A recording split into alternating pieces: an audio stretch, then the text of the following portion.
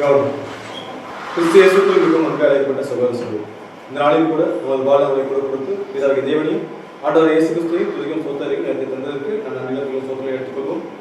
அது மட்டும் இல்லாமல் காரியப்பேச வேண்டுமானத்திலே நம்ம சவாயமான பெருமை தெரிவிக்கிறோம். ஸோ நீ பார்க்க போகிற பாடத்தோட தலைப்பு என்னன்னா, என்ன தலைப்பு சொன்னாங்க ஞாபகம் இருக்குங்களா? கை கொள்வீர்களா நாள் அப்படிங்கிற தலைப்பின் கீழாக ஒரு சில காரியங்கள். இன்னும் இந்த பாடத்துக்கு வேற ஒரு தலைப்பு வைக்கலாம் அப்படின்னு பார்த்தோம்னா, லாஸ்ட் வீக் என்ன பார்த்தோம் ஞாபகம் இருக்குங்களா? லாஸ்ட் வீக் என்ன பார்த்தோம்? மேல் வீட்டரை பார்த்தோம், ரைட்டுங்களா? ஸோ மேல் வீட்டறைக்கு அப்புறம் நடந்த சம்பவத்தை இன்னைக்கு நம்ம பார்க்கணும். அதாவது மேல் வீட்டறையில இருந்து சரி மேல் வீட்டறைக்கு அப்புறம் அடுத்து என்ன சம்பவம் நடந்துச்சு? தோட்டத்துக்கு போற சம்பவம், ரைட்டுங்களா? ஸோ மேல் வீட்டறையில இருந்து கெத்செமனே தோட்டம் போற வரைக்கும் நடந்த சம்பவங்கள். எது வரைக்கும்? அங்க இருந்து கெத்செமனே மேல் வீட்டறையில இருந்து கிளம்பி கெத்செமனே போற வரைக்கும் இடைப்பட்ட இடத்துல நடந்த சம்பவங்கள் தான் இன்னைக்கு நம்ம பார்க்க போறோம். ஸோ இன்னைக்கு பாடத்தோட தலைப்பு என்னன்னா, கை கொள்வீர்கள் ஆனால் அப்படின்னு. ஸோ இந்த வசனம் எங்கேயாவது படிச்ச ஞாபகம் இருக்குங்களா? வசனங்களை வாசிக்கலாம். யாத்திரையாகும் 19ஆம் அதிகாரம் 5வது வசனம். இப்பொழுது நீங்கள் என் வாக்கை உள்ளபடி கேட்டு என் உடன்படிக்கையை கைக்கொள்வீர்களானால் சகல ஜனங்களிலும் நீங்களே எனக்கு சொந்த சம்பத்தாய் இருப்பீர்கள், பூமி எல்லாம் என்னுடையது. என்ன சொல்லியிருக்காங்களாமா? இப்பொழுது இப்போ ஜஸ்ட் நவ், ரைட்டுங்களா? ஸோ இப்பொழுது நீங்கள் என் வாக்கை உள்ளபடி கேட்டு என் உடன்படிக்கையை கைக்கொள்வீர்களானால் சகல ஜனங்களிலும் நீங்களே எனக்கு எப்படி இருப்பீங்களாமா? சொந்த சம்பத்தாய் இருப்பீர்கள் அப்படின்னு இருக்காரு. ஸோ இந்த ஸ்டேட்மெண்ட் யாருக்கு அப்ளை ஆகுதோ இல்லையோ, இல்லை யாருக்கு சப்போர்ட் ஆகுதோ இல்லையோ, எக்ஸாக்டா யாருக்கு சப்போர்ட் ஆகும் அப்படின்னு பார்க்கும்போது இன்னைக்கு நமக்கு சப்போர்ட் ஆகும். அதே மாதிரி இன்னொரு கேரக்டர் சப்போர்ட் ஆனது யாருக்கு அப்படின்னா, கிறிஸ்து தன்னுடைய கடைசி நேரத்துல பேசின அந்த இடத்துல இருந்த அந்த நபர்கள். ஸோ அந்த சம்பவம் தான் நம்ம இன்னைக்கு நம்ம பார்க்க போற சம்பவம். ஸோ மேல் வீட்டறையில இருந்து கிளம்பி அவங்க கெத்செமனே போற வரைக்கும் ஒரு பெரிய எப்படி சொல்லலாம், ஒரு பெரிய கான்வர்சேஷன் நடந்திருக்கும். ஒரு பெரிய உபதேசங்கள் ஆண்டவர் இயேசு அங்க பண்ணியிருப்பாரு. அது எப்படி சொல்லணும்னா, மரணத்திற்கு முன்னாடி தன்னுடைய சகோதரர்களுக்கு இல்லை தன்னுடைய சீஷர்களுக்கு லாஸ்ட் ஸ்டேட்மெண்ட் சொல்லுவோம், ஃபைனல் ஸ்டேட்மெண்ட்டா ஒரு சில உபதேசங்களை ஆண்டவர் இயேசு கிறிஸ்து பேசி சொல்லி கொடுத்துருக்காரு. ஸோ அது ஓரியன்டான விஷயங்கள். அது நம்ம லைஃபுக்கு ரொம்பவே மஸ்டான ஒரு சில விஷயங்களும் கூட, ரொம்பவுமே ஆழமான விஷயங்களும் கூட. ஸோ அந்த ஒரு சில விஷயங்கள் தான் பார்க்க போறோம். ஸோ நம்ம லாஸ்ட் வீக் என்ன பார்த்தோம் அப்படிங்கும்போது மேல் வீட்டில் நடந்த சம்பவங்கள் ஒட்டை ரீகால் பண்ணிக்கலாம். ஸோ இவங்க எருசலேமுக்குள்ள என்டர் ஆகிறாங்க, ஓசன்னா சொல்லி கூப்பிட்டு வராங்க. உள்ள கூப்பிட்டு வந்தப்புறம் அந்த தேவாலயத்தில் போய் பிரசங்கம் பண்றாங்க. அதுக்கப்புறம் அங்கிருந்து மேல் வீட்டறைக்கு போறாங்க. மேல் வீட்டறையில் ஒரு சில ஃபார்மாலிட்டிஸ் நடக்குது. அது ஒன் ஆஃப் த ஃபார்மாலிட்டிஸ் என்னது? பாதம் கழுவக்கூடிய இந்த நிகழ்வு. அதுக்கப்புறம் அப்பம் அனுசரிக்கிறாங்க. அனுசரிச்சதுக்கு அப்புறம் அப்பம் பிச்ச உடனே அங்க ஒரு சம்பவம் நடக்கும். என்ன சம்பவம் நடக்கும்னா, அங்கிருந்து யார் வெளியே போயிடுவான்? யூதாஸ் காரியத்து வெளியே போயிடுவார். ஸோ அதோட ஒரு செட் ஆஃப் விஷயம் முடிஞ்சிடும், ரைட்டுங்களா? அதுக்கப்புறம் நடக்கக்கூடிய சம்பவத்துக்கும் இந்த கேரக்டருக்கு என்ன இருக்காது? எந்த சம்பந்தமே இருக்காது. அதுக்கப்புறம் எந்த ஒரு சம்பந்தமே இந்த கேரக்டர் அதில் பார்ட்டிசிபேட்டே பண்ணியிருக்க மாட்டாங்க. ஸோ மிச்சம் இருக்க 11 பேருக்கும் கிறிஸ்துவுக்கும் நடுவில் நடந்தக்கூடிய ஒரு சில விஷயங்கள் தான் என்ன அப்படின்னு பார்க்கும்போது, இது யோவான் கொஞ்சம் டீட்டெயில் எழுதியிருப்பார். யோவான் 13ஆவது அதிகாரத்துல இருந்து ஆரம்பிப்பாரு. 14, 15, 16, 17, 18 அதுக்கப்புறம் ஃபுல்லாவே யாரும் உள்ள வரமாட்டான், யூதாஸ் வரமாட்டான். ஸோ பர்டிகுலரா இந்த கடைசி நேரத்துல கிறிஸ்து பண்ண உபதேசங்கள்லையுமே சரி, அதே மாதிரி யோவான் 17ஆம் அதிகாரத்துல ஆண்டவர் இயேசு ஒரு பிரேயர் ஒன்று பண்ணியிருப்பார். ஸோ அந்த பிரேயர்லையுமே சரி யாருக்கு பங்கு இருக்காது? யூதாஸுக்கு பங்கு இருக்காது அப்படிங்கிறது ஒரு பேஸ். ஸோ அந்த ஒரு இதுதான் இன்னைக்கு நம்ம பார்க்க போறோம், இந்த ஒரு காரியம். ஸோ இங்கே யூதாஸ் போனதுக்கு அப்புறம் அங்க என்னென்ன சம்பவங்கள் நடந்துச்சு அப்படிங்கிறத பேஸ் பண்ணி பார்க்க போறோம். ஸோ அந்த டைம்ல இருந்து கொஞ்சம் முன்னாடி போயிட்டு அப்படி வரலாம். ஸோ வசனங்களை வாசிக்கலாம். யோவான் 13ஆவது அதிகாரம் 26ல இருந்து 30 வரைக்கும். இயேசு பிரதியுத்தரமாக, நான் இந்த துணிக்கையை தோய்த்து எவனுக்கு கொடுப்பேனோ அவன்தான் என்று சொல்லி துணிக்கையை தோய்த்து சீமோன் குமாரனாகிய யூதாஸ் காரியத்துக்கு கொடுத்தார். சோ என்ன பண்றாங்களாமா? சோ பாதம் கழுவுற process முடிஞ்சிருச்சு. என்ன முடிஞ்சிருச்சு? பாதம் கழுவுற process முடிஞ்சு நிறைய விஷயங்கள் பேசிட்டு அதுக்கு அடுத்து கேட்கறாங்க, யார் உங்களை காட்டி கொடுக்க போறாங்க அப்படின்னு கேட்ட உடனே, இந்த துணிக்கையை வாங்கி நான் யார்கிட்ட கொடுக்குறனோ அவன் தான் என்ன நினைப்பான், காட்டி கொடுக்க போறான் அப்படின்னு சொன்ன உடனே அது யார்கிட்ட கொடுக்குறாங்களாமா? யூதாஸ் காரியத்தை கொடுக்குறாரு. ஸோ அந்த துணிக்கையை அவன் வாங்கின பின்பு யார் அவனுக்கு புகுந்தது? ஸோ சாத்தான் அவனுக்கு புகுந்தான். இயேசு அவனை நோக்கி, நீ செய்கிறது சீக்கிரமாய் செய் அப்படின்னு சொல்லிட்டார். அப்படியே வாசிங்க 28. அவர் இப்படி அவனுடனே சொன்னதின் கருத்தை பந்தியிருந்தவர்களில் ஒருவனும் அறியவில்லை. யூதாஸ் பணப்பையை வைத்துக் கொண்டிருந்தபடியினால் அவன் போய் பண்டிகைக்கு தேவையானவைகளை கொள்ளும்படிக்காவது தரித்திரருக்கு ஏதாவது கொடுக்கும்படிக்காவது இயேசு அவனுடனே சொல்லி இருப்பார் என்று சிலர் நினைத்தார்கள். சோ அவர் என்ன சொல்றாரு? நீ செய்ய வேண்டியதை சீக்கிரம் செய் அப்படின்னு சொன்னோன்னே அவனுக்கு ஏதோ ஒர்க்கு கொடுத்துருக்காரு போல. ஏன்னா அவன் தான் யாரு? Finance minister.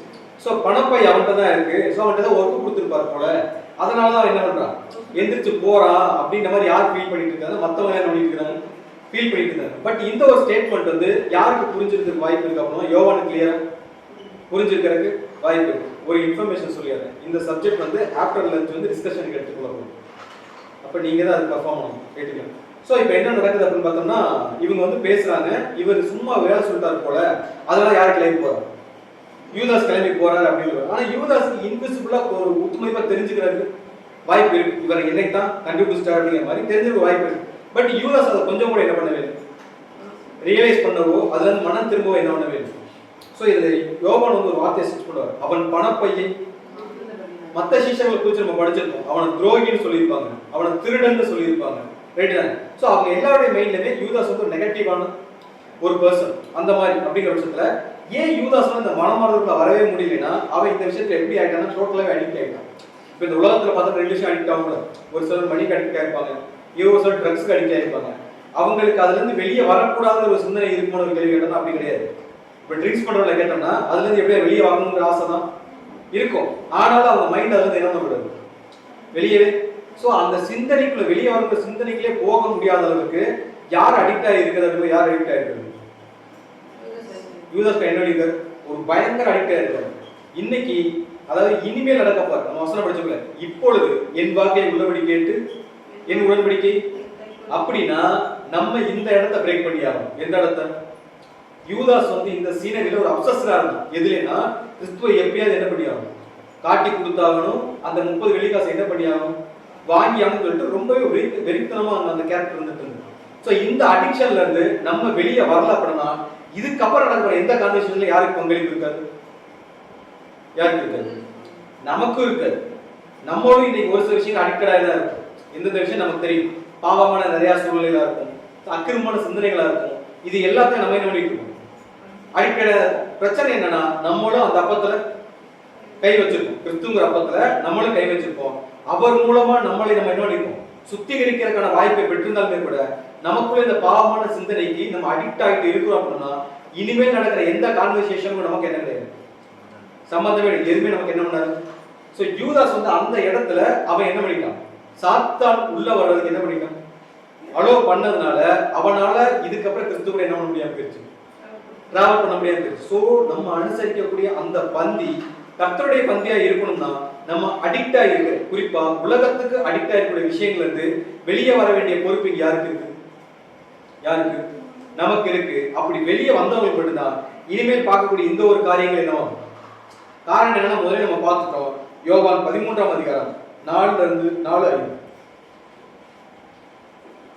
போஜனத்தை விட்டு எழுந்து வஸ்திரங்களை கழற்றி வைத்து ஒரு சீலையை எடுத்து அறையிலே கட்டிக்கொண்டு பின்பு பாத்திரத்தில் தண்ணீர் வார்த்து சீஷருடைய கால்களை கழுவவும் தாம் கட்டி கொண்டிருந்த சீலையினால் துடைக்கவும் தொடங்கினார். சோ ஒரு அடிமை மாதிரி, யார் மாதிரி, ஒரு ஸ்லேவ் மாதிரி தன்னுடைய வஸ்திரங்களை எடுத்து வச்சுட்டு சீலையை கட்டிட்டு கீழே உட்கார்ந்து எல்லாருடைய பாதங்களை என்ன பண்ண ஆரம்பிக்கிறாங்களாம், கழுவறைக்கே ஆரம்பிச்சு கழுவும் துடைக்கவும் தொடங்கினார்.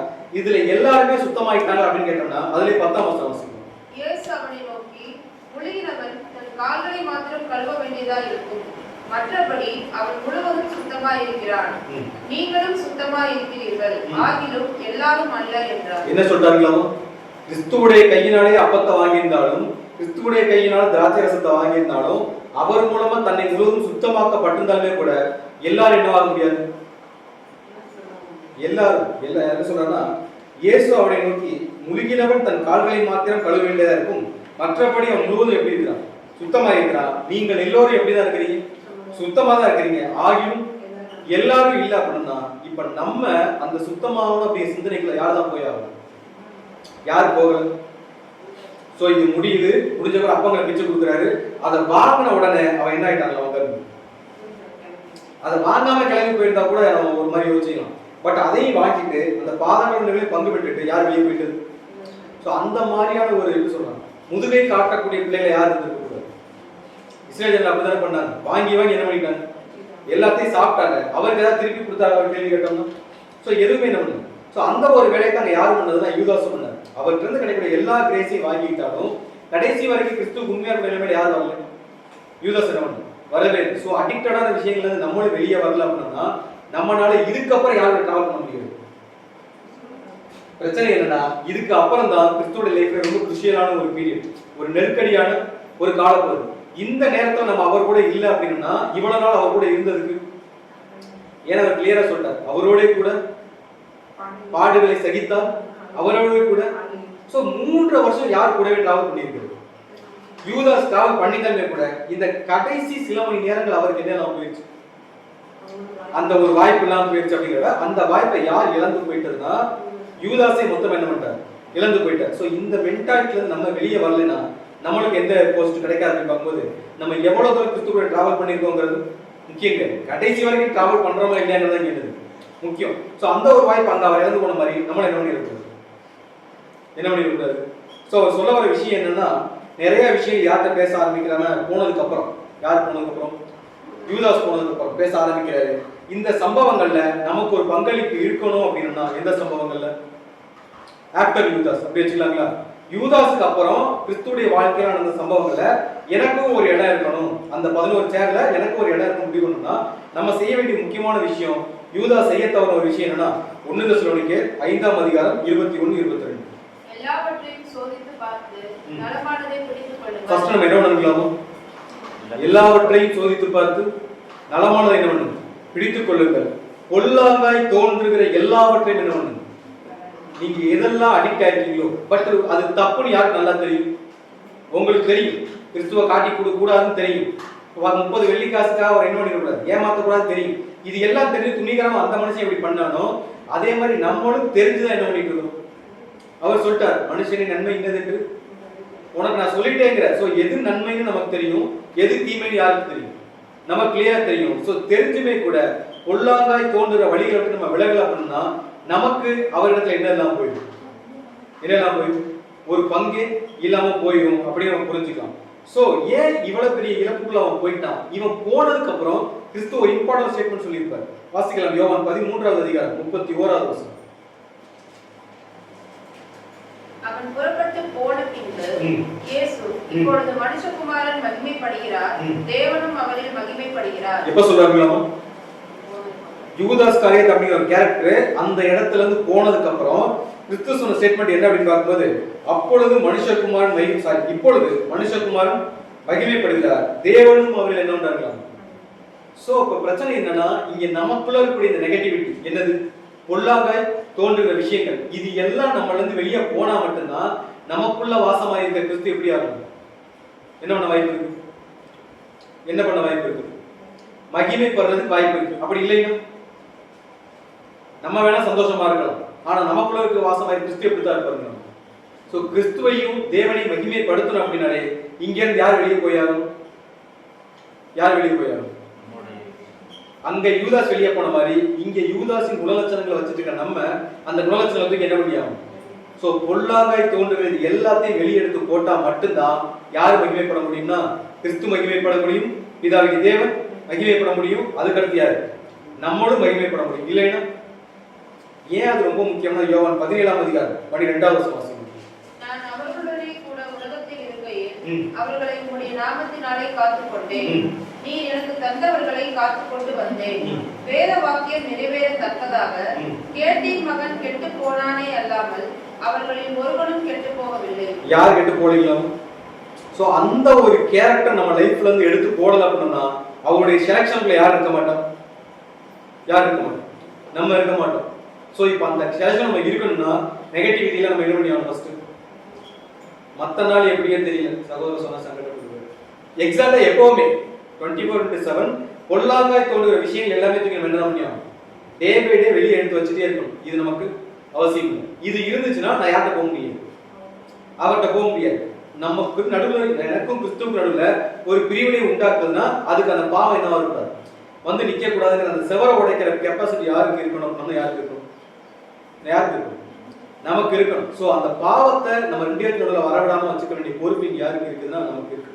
சோ ஒருவேளை நம்ம தள்ளிட்டோம் அப்படின்னா இனிமேல் நடக்கக்கூடிய சம்பவங்கள் யாருக்கும் பங்கு இருக்கு, நமக்கும் பங்கு. சோ இனிமேல் நடந்த சம்பவங்கள் என்னன்னா அப்படியே வாசிக்கலாம். யோவான் 13ஆம் அதிகாரம் 34ல இருந்து சில வசனம். நீங்கள் ஒருவர் அன்பாயிருங்கள்.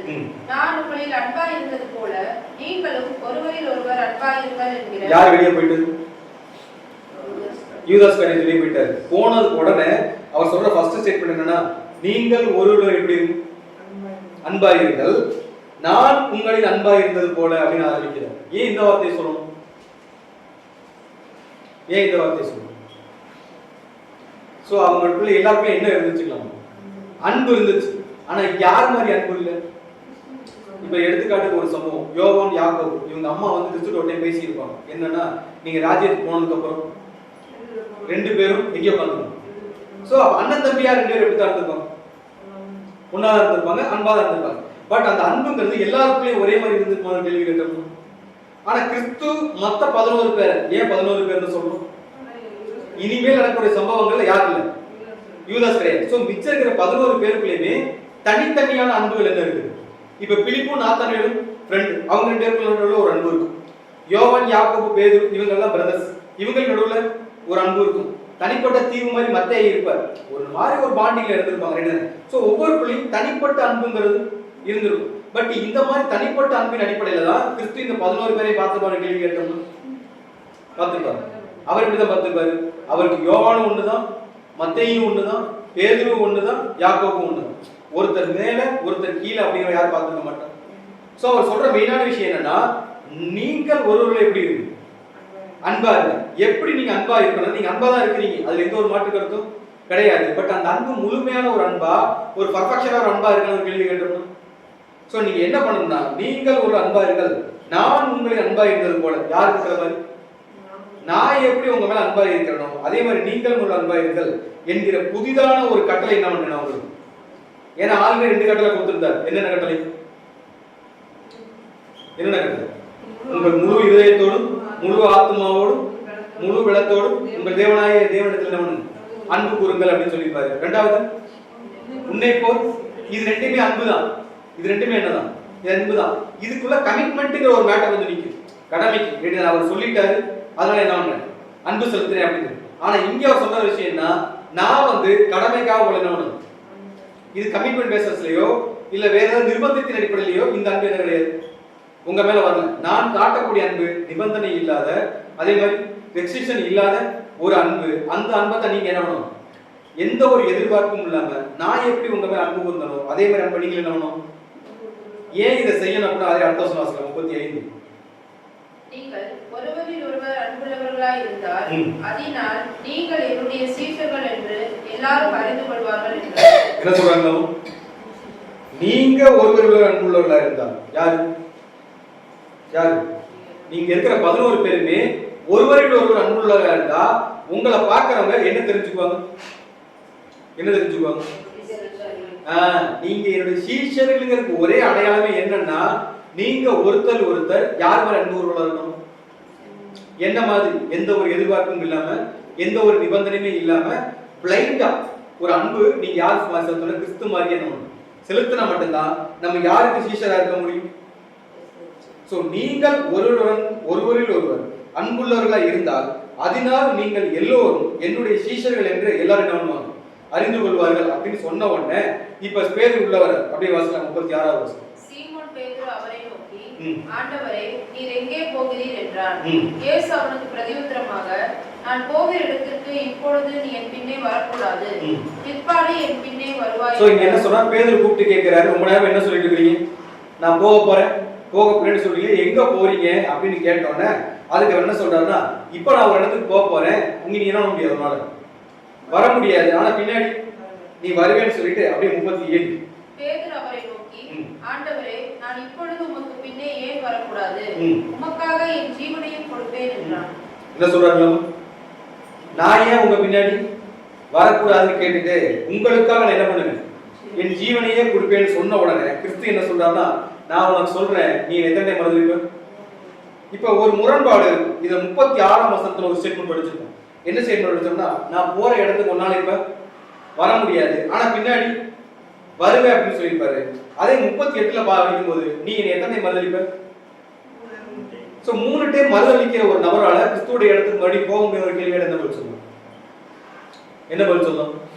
நமக்கு இந்த சப்ஜெக்ட் பார்த்திருக்கோம், அது நமக்கு தெரியும், கண்டிப்பா என்னலாம் போகலாம். அதுக்கு நம்ம செய்ய வேண்டிய முன்னேற்பாடுகள் ஒரு சில காரியங்கள் இருக்கு. அதை நம்ம செஞ்சோம்னா மனம் திரும்பி மறுபடியும் எதே இடத்துக்கு போகலாம், அந்த இடத்துக்கு போகணும். பேதுரு உண்மையிலே மனம் திரும்பினார்னா எப்படி நம்ம பார்த்துருக்கோம். அப்போஸ்தலர் 2ஆம் அதிகாரத்துல படிச்சிருக்கோம். என்ன படிச்சிருக்கோம்னா 3 டைம் மறுதலிச்ச நபர் மனங்கசந்து என்ன பண்ணிருப்பாரு, எதனால சலந்திருப்பாரு, எதனால சலந்திருப்பாரு. 3 டைம் காட்டி கொடுக்குறாரு. 3 டைம் காட்டி கொடுத்ததுக்கு அப்புறம் மனங்கசந்து உட்கார்ந்து என்ன பண்ணிட்டு இருப்பாரு, அழுதுட்டு இருப்பாரு. ஏன் அழுதான்னு கேட்கும், புரியல. நான் கேட்கறது பேதுரு ஏன் அழுதாரு, அவர் சொன்ன மாதிரி காட்டி கொடுத்துட்டோம் அப்படிங்கிறது ஒரு புரிதல். அவர் என்ன சொன்னாரோ அதை செய்யக்கூடாதுன்னு வைராக்கியமா இருந்தேன். பட் என்ன பண்ணிட்டேன், அடிக்டட். செய்யக்கூடாதுன்னு நினைச்சு யூதாஸ் செஞ்ச மாதிரியே இவன் செஞ்சுட்டார். ஆனா யூதாஸ் மனம் திரும்பி அவர் பக்கமா போகல. ஆனா பேதுரு என்ன பண்ணாரு, மனம் திரும்பி அவர் பக்கம் போயிட்டார். பர்டிகுலர் கொஸ்டின் என்னன்னா, அவர் ஏன் மனக்கசந்து அழுகணும்னா 2 பாயிண்ட். ஒன்னு, கிறிஸ்து சொன்ன மாதிரியே என்ன பண்ணிட்டேன், தான் தப்பு நான் பண்ணிட்டேனேங்கிற ஒரு வருத்தம் இருந்திருக்கும். இன்னொன்னு என்னன்னா 36ல படிச்சோம்ல, இப்ப நீ என்னால வர முடியாது, ஆனா கண்டிப்பா நீ ஒரு நாள் என் பின்னாடி வருவ அப்படின்னு என்னை நம்பி ஒருத்தர் ஒரு ஸ்டேட்மெண்ட் சொன்னாரு. யார்கிட்டயும் ஸ்டேட்மெண்ட் இல்லை, ஆனா என்னை நம்பி கண்டிப்பா நான் உங்க ஓட்டத்துக்கு வருவேன் என்னை சொன்னாரு. அந்த நம்பிக்கை என்ன பண்ணது, காப்பாத்தலைங்கிற ஒரு கில்ட்டி ஃபீல் யாருக்கு இருந்தது, பேதுருக்கு இருந்திருக்கும். ஸோ பேதுரு அந்த கில்ட்டி ஃபீலோட அந்த ஒரு சப்ரஷன் சொல்லுங்க, அந்த ஒரு அழுத்தம் தான் அவர் பிளாஸ்டா இருக்கணும் காரணமே. பிளாஸ்டா புரியுதுங்களா. அப்போஸ்தலர் 2ஆம் அதிகாரத்துல பெந்தெகோஸ்தேனால அவங்களுக்கு அந்த பரிசுத்தம் கிடைச்சதுக்கு அப்புறம் முதல் பிரச்சனை யார் தான் பண்ணியிருக்கோம், நம்ம ஆல்ரெடி பேசின விஷயங்கள் தான். அதாவது முதல்ல ஒரு பணிப்பெண்ணை பார்த்து பயந்து இவர் தான் கிறிஸ்துன்னு சொல்றதுக்கு தைரியம் இல்லாத ஒரு நபர், ரைட் தான். கிறிஸ்து கூட தான் நானும் இருந்தேன்னு சொல்றது தைரியம் இல்லாத ஒரு நபர். உன் பேச்சு கிறிஸ்துவின் பேச்சை போல இருக்குன்னு சொல்லும் போது அவரை மறுதலித்து திட்டிட்டு ஓடின ஒரு நபர் இன்னைக்கு 10,000 பேருக்கு முன்னாடி நின்று என்ன பண்றாரு, ஜீவாதிபதி கொலை செய்தீர்கள், அதுக்கு நாங்க என்ன பண்ணோம், நாங்க சாட்சியா இருக்கிறோம் பகிரங்கமா பிரசங்கம் பண்றது காரணம் என்னன்னா, அன்னைக்கு அவர் என் மேல வச்ச நம்பிக்கை என்ன பண்ணிட்டேன், உடைச்சிட்டேன் எழுதாங்க. இனிமேல் அந்த ஒரு வாய்ப்புகளை நான் மாட்டேன். என் ஜீவனுக்கு பயங்கர நான் சொன்னேன். இன்னைக்கு அந்த ஜீவனை பத்தி எனக்கு என்ன இல்லை, கவலைன்னு சொல்லிட்டு பயங்கர ஸ்பீடா ஓடுன ஒரு கேரக்டர் தான் யாரு. ஸோ கிறிஸ்து சொன்ன 2யுமே நிறைவேற்றி காட்டின ஒருத்தர். 3 தடவை மறுதளிப்பேன்னு சொன்னதே அவர் என்ன பண்ணினாரு, மறுபடியும் நீ பின்னாடி வருவேன்னு சொன்னதை யார் பண்ணி காட்டுறது. ஸோ பிரச்சனை என்னன்னா, நம்ம யூதாஸ் மாதிரி வெளியே போயிருந்தோம், பேதுரு மாதிரி இந்த இடத்துல என்ன இருக்க முடியாது, வந்திருக்க முடியாது. பட் பேதுரு அந்த வழியில காட்டாரு. அவர் மனகாசந்த அழுதாலுமே கூட யார்கிட்ட போய் சரண்டர் ஆனது யாருக்கு நல்லா தெரிஞ்சு, பேதுரு கரெக்டா தெரிஞ்சவங்கதான். டேரக்டா யார்கிட்ட போய் சரண்டர் ஆயிட்டா யாரும் சரண்டர் ஆகும், ஏசு கிறிஸ்துட்ட டக்குன்னு போய் நான் சரண்டர் ஆயிடும். ஸோ பெரிய பிரச்சனைகள் யார் போக போறோம்னா பேதுருட்ட சொல்லிட்டு கடைசி வருஷம் படிச்சோம்ல, அதான் என்னன்னா, நீங்க எங்க போறீங்கன்னு பேதுரு கேட்கிறாரு. நான் போற இடத்த இப்ப நான் சொல்ற இடத்துக்கு நீ என்ன முடியாது, உன்னால வர முடியாது, நீ பின்னாடி வருவேன்னு சொல்லிட்டாரு.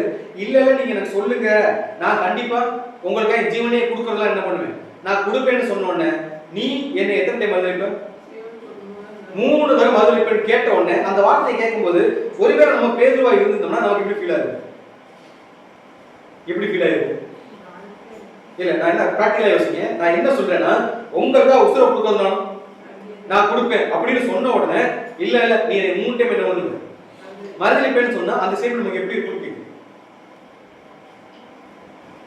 எப்படி இருக்கும், ஒரு மாதிரி ஒரு டிஸப்பாயிண்டடா இருக்கும், ரைட்டா. ஒரு மாதிரி எப்படி சொல்லலாம், ஒரு மாதிரி ஒரு பேனிக்கான ஒரு சூழ்நிலை யாருக்கு கிரியேட் ஆயிருக்கும், பேருக்கு கிரியேட் ஆயிருக்கு. அதை சரி பண்ண வேண்டிய பொறுப்புங்க யாருக்கு இருக்கு. ஏன்னா லாஸ்ட் ஃபைனல் ஸ்டேட்மெண்ட் இது என்னது, இன்னும் கொஞ்ச நேரத்துல இவங்க எல்லாரும் விட்டு கிறிஸ்து என்ன பண்ண போறாரு, பிரிஞ்சு மரத்துல போக போறாரு. சோ அதுக்குள்ள இவங்களோட பலவீனத்தை இவர் என்ன பண்ணி ஆகணும், சுட்டி காட்டி ஆகணும். அதே நேரத்தில் உங்களை பலப்படுத்த வேண்டிய பொறுப்புங்க யாருக்கு இருக்கு.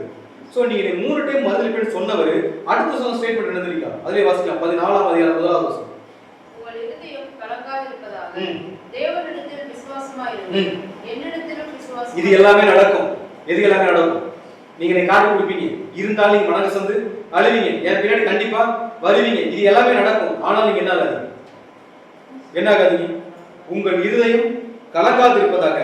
அதுக்கு கலங்காமல் இருக்கணும்னா நீங்க செய்ய வேண்டிய விஷயம் என்னன்னா, நீங்கள் தேவனிடத்திலும் விசுவாசமாயிருங்கள், என்னிடத்திலும் விசுவாசமாயிருங்கள்.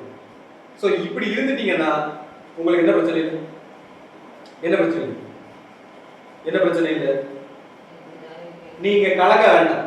எவ்வளவு பெரிய பிரச்சனை வந்தாலும் அதனால உங்களுக்கு எந்த ஒரு பாதிப்பும் வராது. நீங்க சேஃபா இருக்கணும்னா உங்களுக்கு இருக்கிற 2 என்னன்னா பிடிமானம் சொல்லுவோம்ல, அந்த பிடிமானம் என்னன்னா, நீங்க ஒண்ணு தேவனிடத்துல என்னவா இருக்கணும், விசுவாசமா இருக்கணும். அதுக்கடுத்து என்னிடத்துல என்னவா இருக்கணும்? விசுவாசமா இருந்தா உங்களுக்கு எந்த கலக்கமும் வராது. தேவனிடத்துல என்ன விசுவாசமா இருக்கணும்? சோ ஒரு வசனம் படிக்கலாம். ஏன் தேவனிடத்துல விசுவாசமா இருக்கணும்னா யோவான் 6ஆம் அதிகாரம் 44வது வசனம். என்னை அனுப்பின பிதா ஒருவனை எடுத்துக் கொள்ளாவிட்டால் அவன் என்னிடத்தில் வரமாட்டான். கடைசி நாளில் நான் அவனை எழுப்புவேன். சோ ஃபர்ஸ்ட் தேவன்கிட்ட நம்ம இருக்க வேண்டிய முதல் விசுவாசம் என்னன்னா, என்னை யார் இங்க கூப்பிட்டு வந்திருக்கிறது? யார் கூப்பிட்டு வந்திருக்கிறது? என்னை எங்க அப்பா கூப்பிட்டு வந்துருக்காரு. கண்டிப்பா என்னை கைவிட்ட மாட்டாரு.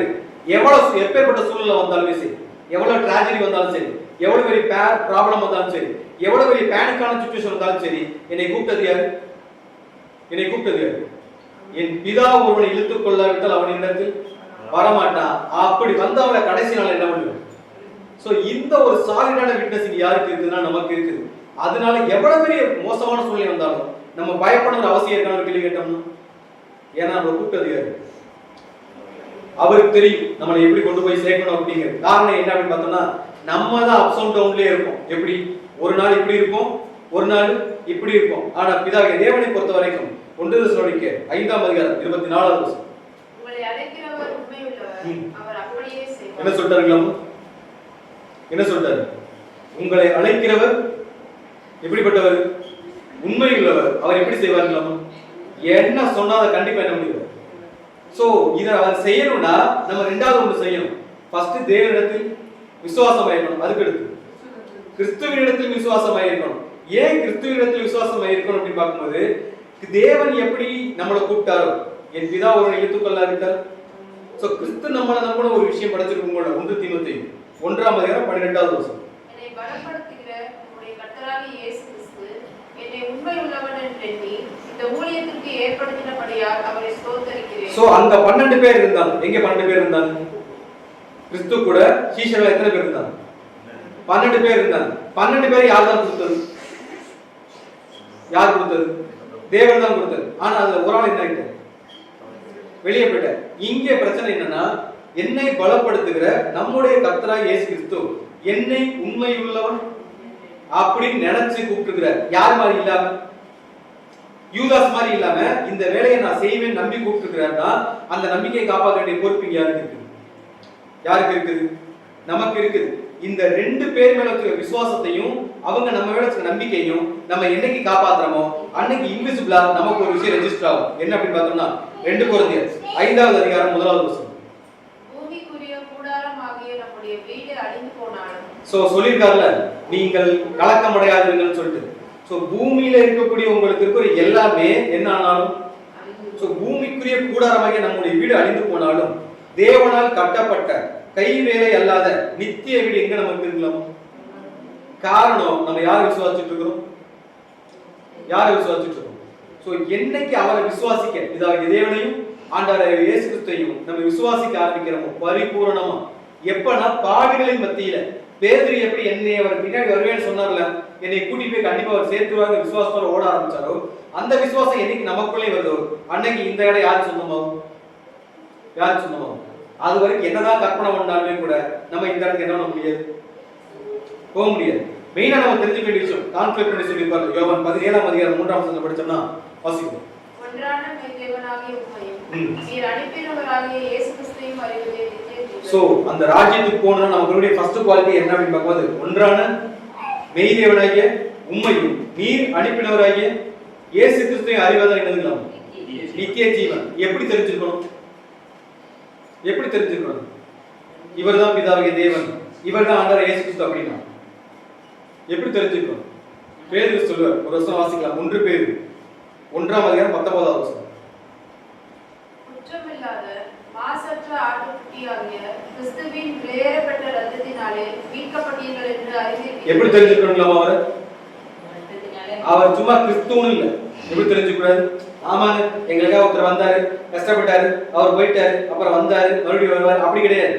இன்னைக்கு நான்லாம் உயிரோட இருக்கிறோம் அப்படின்னாலே அது காரணம் யாரு? பிதாவோட இழுத்துக் கொள்ளாவிட்டான்னு சொல்லியிருக்கல, அந்த இடத்துல வந்து இங்க உட்கார்ந்துருக்கோம் அப்படின்னா அது காரணம் யாரு? சோ ராஜ்யத்துக்கு போகக்கூடிய அந்த வாய்ப்பு நமக்கு கிடைச்சிருக்கு, ராஜாக்களாகவும் ஆசாரிகளாகவும் மாற ஒரு வாய்ப்பு கிடைச்சிருக்குன்னா அது காரணம் யாரு தான்? சோ அவர் எப்படி தெரிஞ்சுக்கணும்னா, குற்றமில்லாத மாசற்ற ஆட்டுக்குட்டியாகிய கிறிஸ்துவின் விலையேற பெற்ற ரத்தத்தினாலதான் நம்ம என்ன பண்ணிருக்கோம், மீட்கப்பட்டிருக்கோங்கிற ஒரு விசுவாசத்தோட நீங்க என்ன பண்ணிக்கணும், அவரை தெரிஞ்சுக்கிட்டா மட்டும்தான் நமக்கு எங்க போக வாய்ப்பு இருக்கு. சோ நமக்காக அவர் பட்ட பாடுகள் யாருக்கு தெரிஞ்சிருக்கணும்? நமக்கு தெரிஞ்சிருக்கணும். நமக்காக அவர் சிந்தின ரத்தத்தோட வேல்யூ நமக்கு தெரிஞ்சிருக்கணும். இது எல்லாம் தெரியாம நம்மளால எங்க போக முடியாது. சோ இது எல்லாம் தெரிஞ்சுக்கிட்டு அவர் பின்னாடி போனாதான் பேதுருக்கு கிடைச்ச ஒரு பலம் யாருக்கு கிடைக்கும்? யாருக்கு கிடைக்கும்? பேதுருக்கு என்ன பலம் கிடைச்சிச்சு? பேதுருக்கு என்ன பலம் கிடைச்சிச்சு? ஒரு பொண்ணு கிட்ட பதில் சொல்றதுக்கான தைரியம் இல்லாம இருந்த கேரக்டர் தான் யாரு? பேதுரு. ஆனா 10,000 பேருக்கு முடி பிரசங்கம் பண்ற தைரியம் உள்ள ஆளா என்ன பண்ணிட்டாரு? மாறிட்டார். என்னைக்கு நம்ம இந்த விஷயத்தை புரிஞ்சுக்கிறோம், எனக்காக ஒருத்தர் எந்த தப்பும் பண்ணாம தன்னுடைய மொத்த ரத்தத்தை சிந்தி எதுக்குள்ள போயிருக்கிறார், மரத்துல போயிருக்கிற விஷயத்த நம்ம என்னைக்கு அக்செப்ட் பண்ணிக்கிறோமோ அன்னைக்கு தான் நமக்கு ஒரு ஸ்டேட்மெண்ட் கிடைக்கும். என்ன? பிலிப்பியர் 4ஆம் அதிகாரம் 13வது வசனம். யார் மாதிரி? யார் மாதிரி? பேதுரு மாதிரி. யார் மாதிரி? எதுவுமே முடியாதுன்ற ஒரு கேரக்டர் தான் எல்லாவற்றையும் செய்யற பலம் யாருக்கு வந்துச்சுங்க? சோ என்னை பலப்படுத்துற கிறிஸ்துவினாலே எல்லாவற்றையும் செய்யக்கூடிய பலம் அந்த ஒரு யாருக்கு இருக்குதுங்களா? நமக்கு கிடைக்கணும்னா நம்ம யார் விசுவாசாலும். ஏன்னா நம்மனால இந்த ஓட்டத்தை தனிப்பட்டு சுயமா என்ன பண்ணிட முடியாது. என்ன பண்ண முடியாது? ஓடவே முடியாது. இந்த ஓட்டத்தை ஓடணும்னா யாரோட சப்போர்ட் கம்பல்சரி நமக்கு வேணும். அவருடைய சப்போர்ட் இல்லாம, ஏன்னா அவர் சொல்லிட்டார், நானே வழியும் நானே சத்தியமும் நான் தான் ஜீவனமா இருக்கிறேன், என்னை இல்லாமல் ஒருவனும், என்னை இல்லாமல் தான். அவரோட சப்போர்ட் இல்லாம, அவருடைய கைடன்ஸ் இல்லாம, அவருடைய வழிநடத்துதல் இல்லாம நம்ம எங்கே போக முடியாது. சோ நீங்க எதை பத்தி உங்கள் இருதயம் கலங்காது இருப்பதாக தேவனிடத்தில் விசுவாசமாய் இருங்கள், என்னிடத்திலும் எப்படி இருக்கு விசுவாசமாய் இருங்கன்னு சொல்லிட்டு அடுத்த ஒரு சொல்ல ஸ்டேட்மெண்ட் வாசிக்கலாம். யோவான் 14:2-6. என் பிதாவின் வீட்டில் அநேக வாசஸ்தலங்கள் உண்டு. அப்படி இல்லாதிருந்தால் நான் உங்களுக்கு சொல்லி இருப்பேன். ஒரு ஸ்தலத்தை உங்களுக்காக ஆயத்தம் பண்ண போகிறேன். நான் போய் உங்களுக்காக ஸ்தலத்தை ஆயத்தம் பண்ணின பின்பு நான் இருக்கிற இடத்திலே நீங்களும் இருக்கும்படி நான் மறுபடியும் வந்து உங்களை என்னிடத்தில் சேர்த்துக் கொள்ளுவேன். சோ அவர் கிளியரா சொல்லிட்டார். என்ன சொல்லிட்டாரு? நான் உங்களை நம்போல என்ன பண்ணல, அனாதை என்ன பண்ணல, விட்டுட்டு போல. இப்ப நான் போறேன்னா உங்களுக்காக என்ன பண்ண போறேன். நான் என் பிதாவின் வீட்டில் அநேக வாசஸ்தலங்கள் உண்டு. அப்படி இல்லாதிருந்தால் நான் உங்களுக்கு என்ன பண்ணிருப்பேன்? சொல்லி இருப்பேன். நான் போய் உங்களுக்காக என்ன பண்ண போறேன்?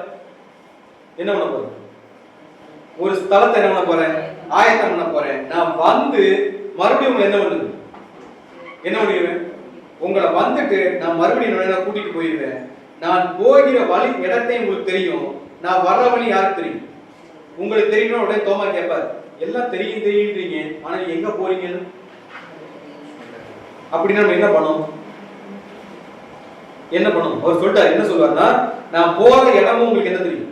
நான் போற இடமும், அதாவது என்ன சொல்றாரு, நான் போகிற இடத்தையும் அறிந்திருக்கிறீர்கள், வழியையும் அறிந்திருக்கல அப்படின்பாரு. உடனே தோமா என்ன கேட்பாருன்னா, தோமா அவரை நோக்கி, ஆண்டவரே, நீ போகிற இடத்தை அறிவோமே, வழியை நாங்கள் எப்படி அறிவோம்? அப்படின்னு என்ன அர்த்தம்? நீங்க தான் சொல்றீங்க, ஆனா நீங்க எங்க போறீங்கன்னு ஃபர்ஸ்ட் யாருக்கு தெரியாது? எங்களுக்கு தெரியாது. நீங்க போற இடமே எங்களுக்கு தெரியலனா வழி மட்டும் எங்களுக்கு எப்படி தெரியும்னு கேட்டோன்னே கிறிஸ்துவ ஒரு விஷயம் சொல்லுவார். இப்ப நம்மளே எடுத்துக்கோமே, நம்மள்ட்ட ஒருத்தர் சொல்றாரு, நான் எங்க போறேன்னு உங்களுக்கு தெரியும், உங்களுக்கு எப்படி வரணும் தெரியும் அப்படின்னா, நமக்கு ஆக்சுவலா தெரியாதுன்னா இப்ப அந்த இடத்துக்கு போற ஒரே ஆப்ஷன் தான். என்ன ஆப்ஷன்? அவர்தான்ங்கிறதையும் அவரே சொல்றாரு. அது 6ஆம் வசனம்.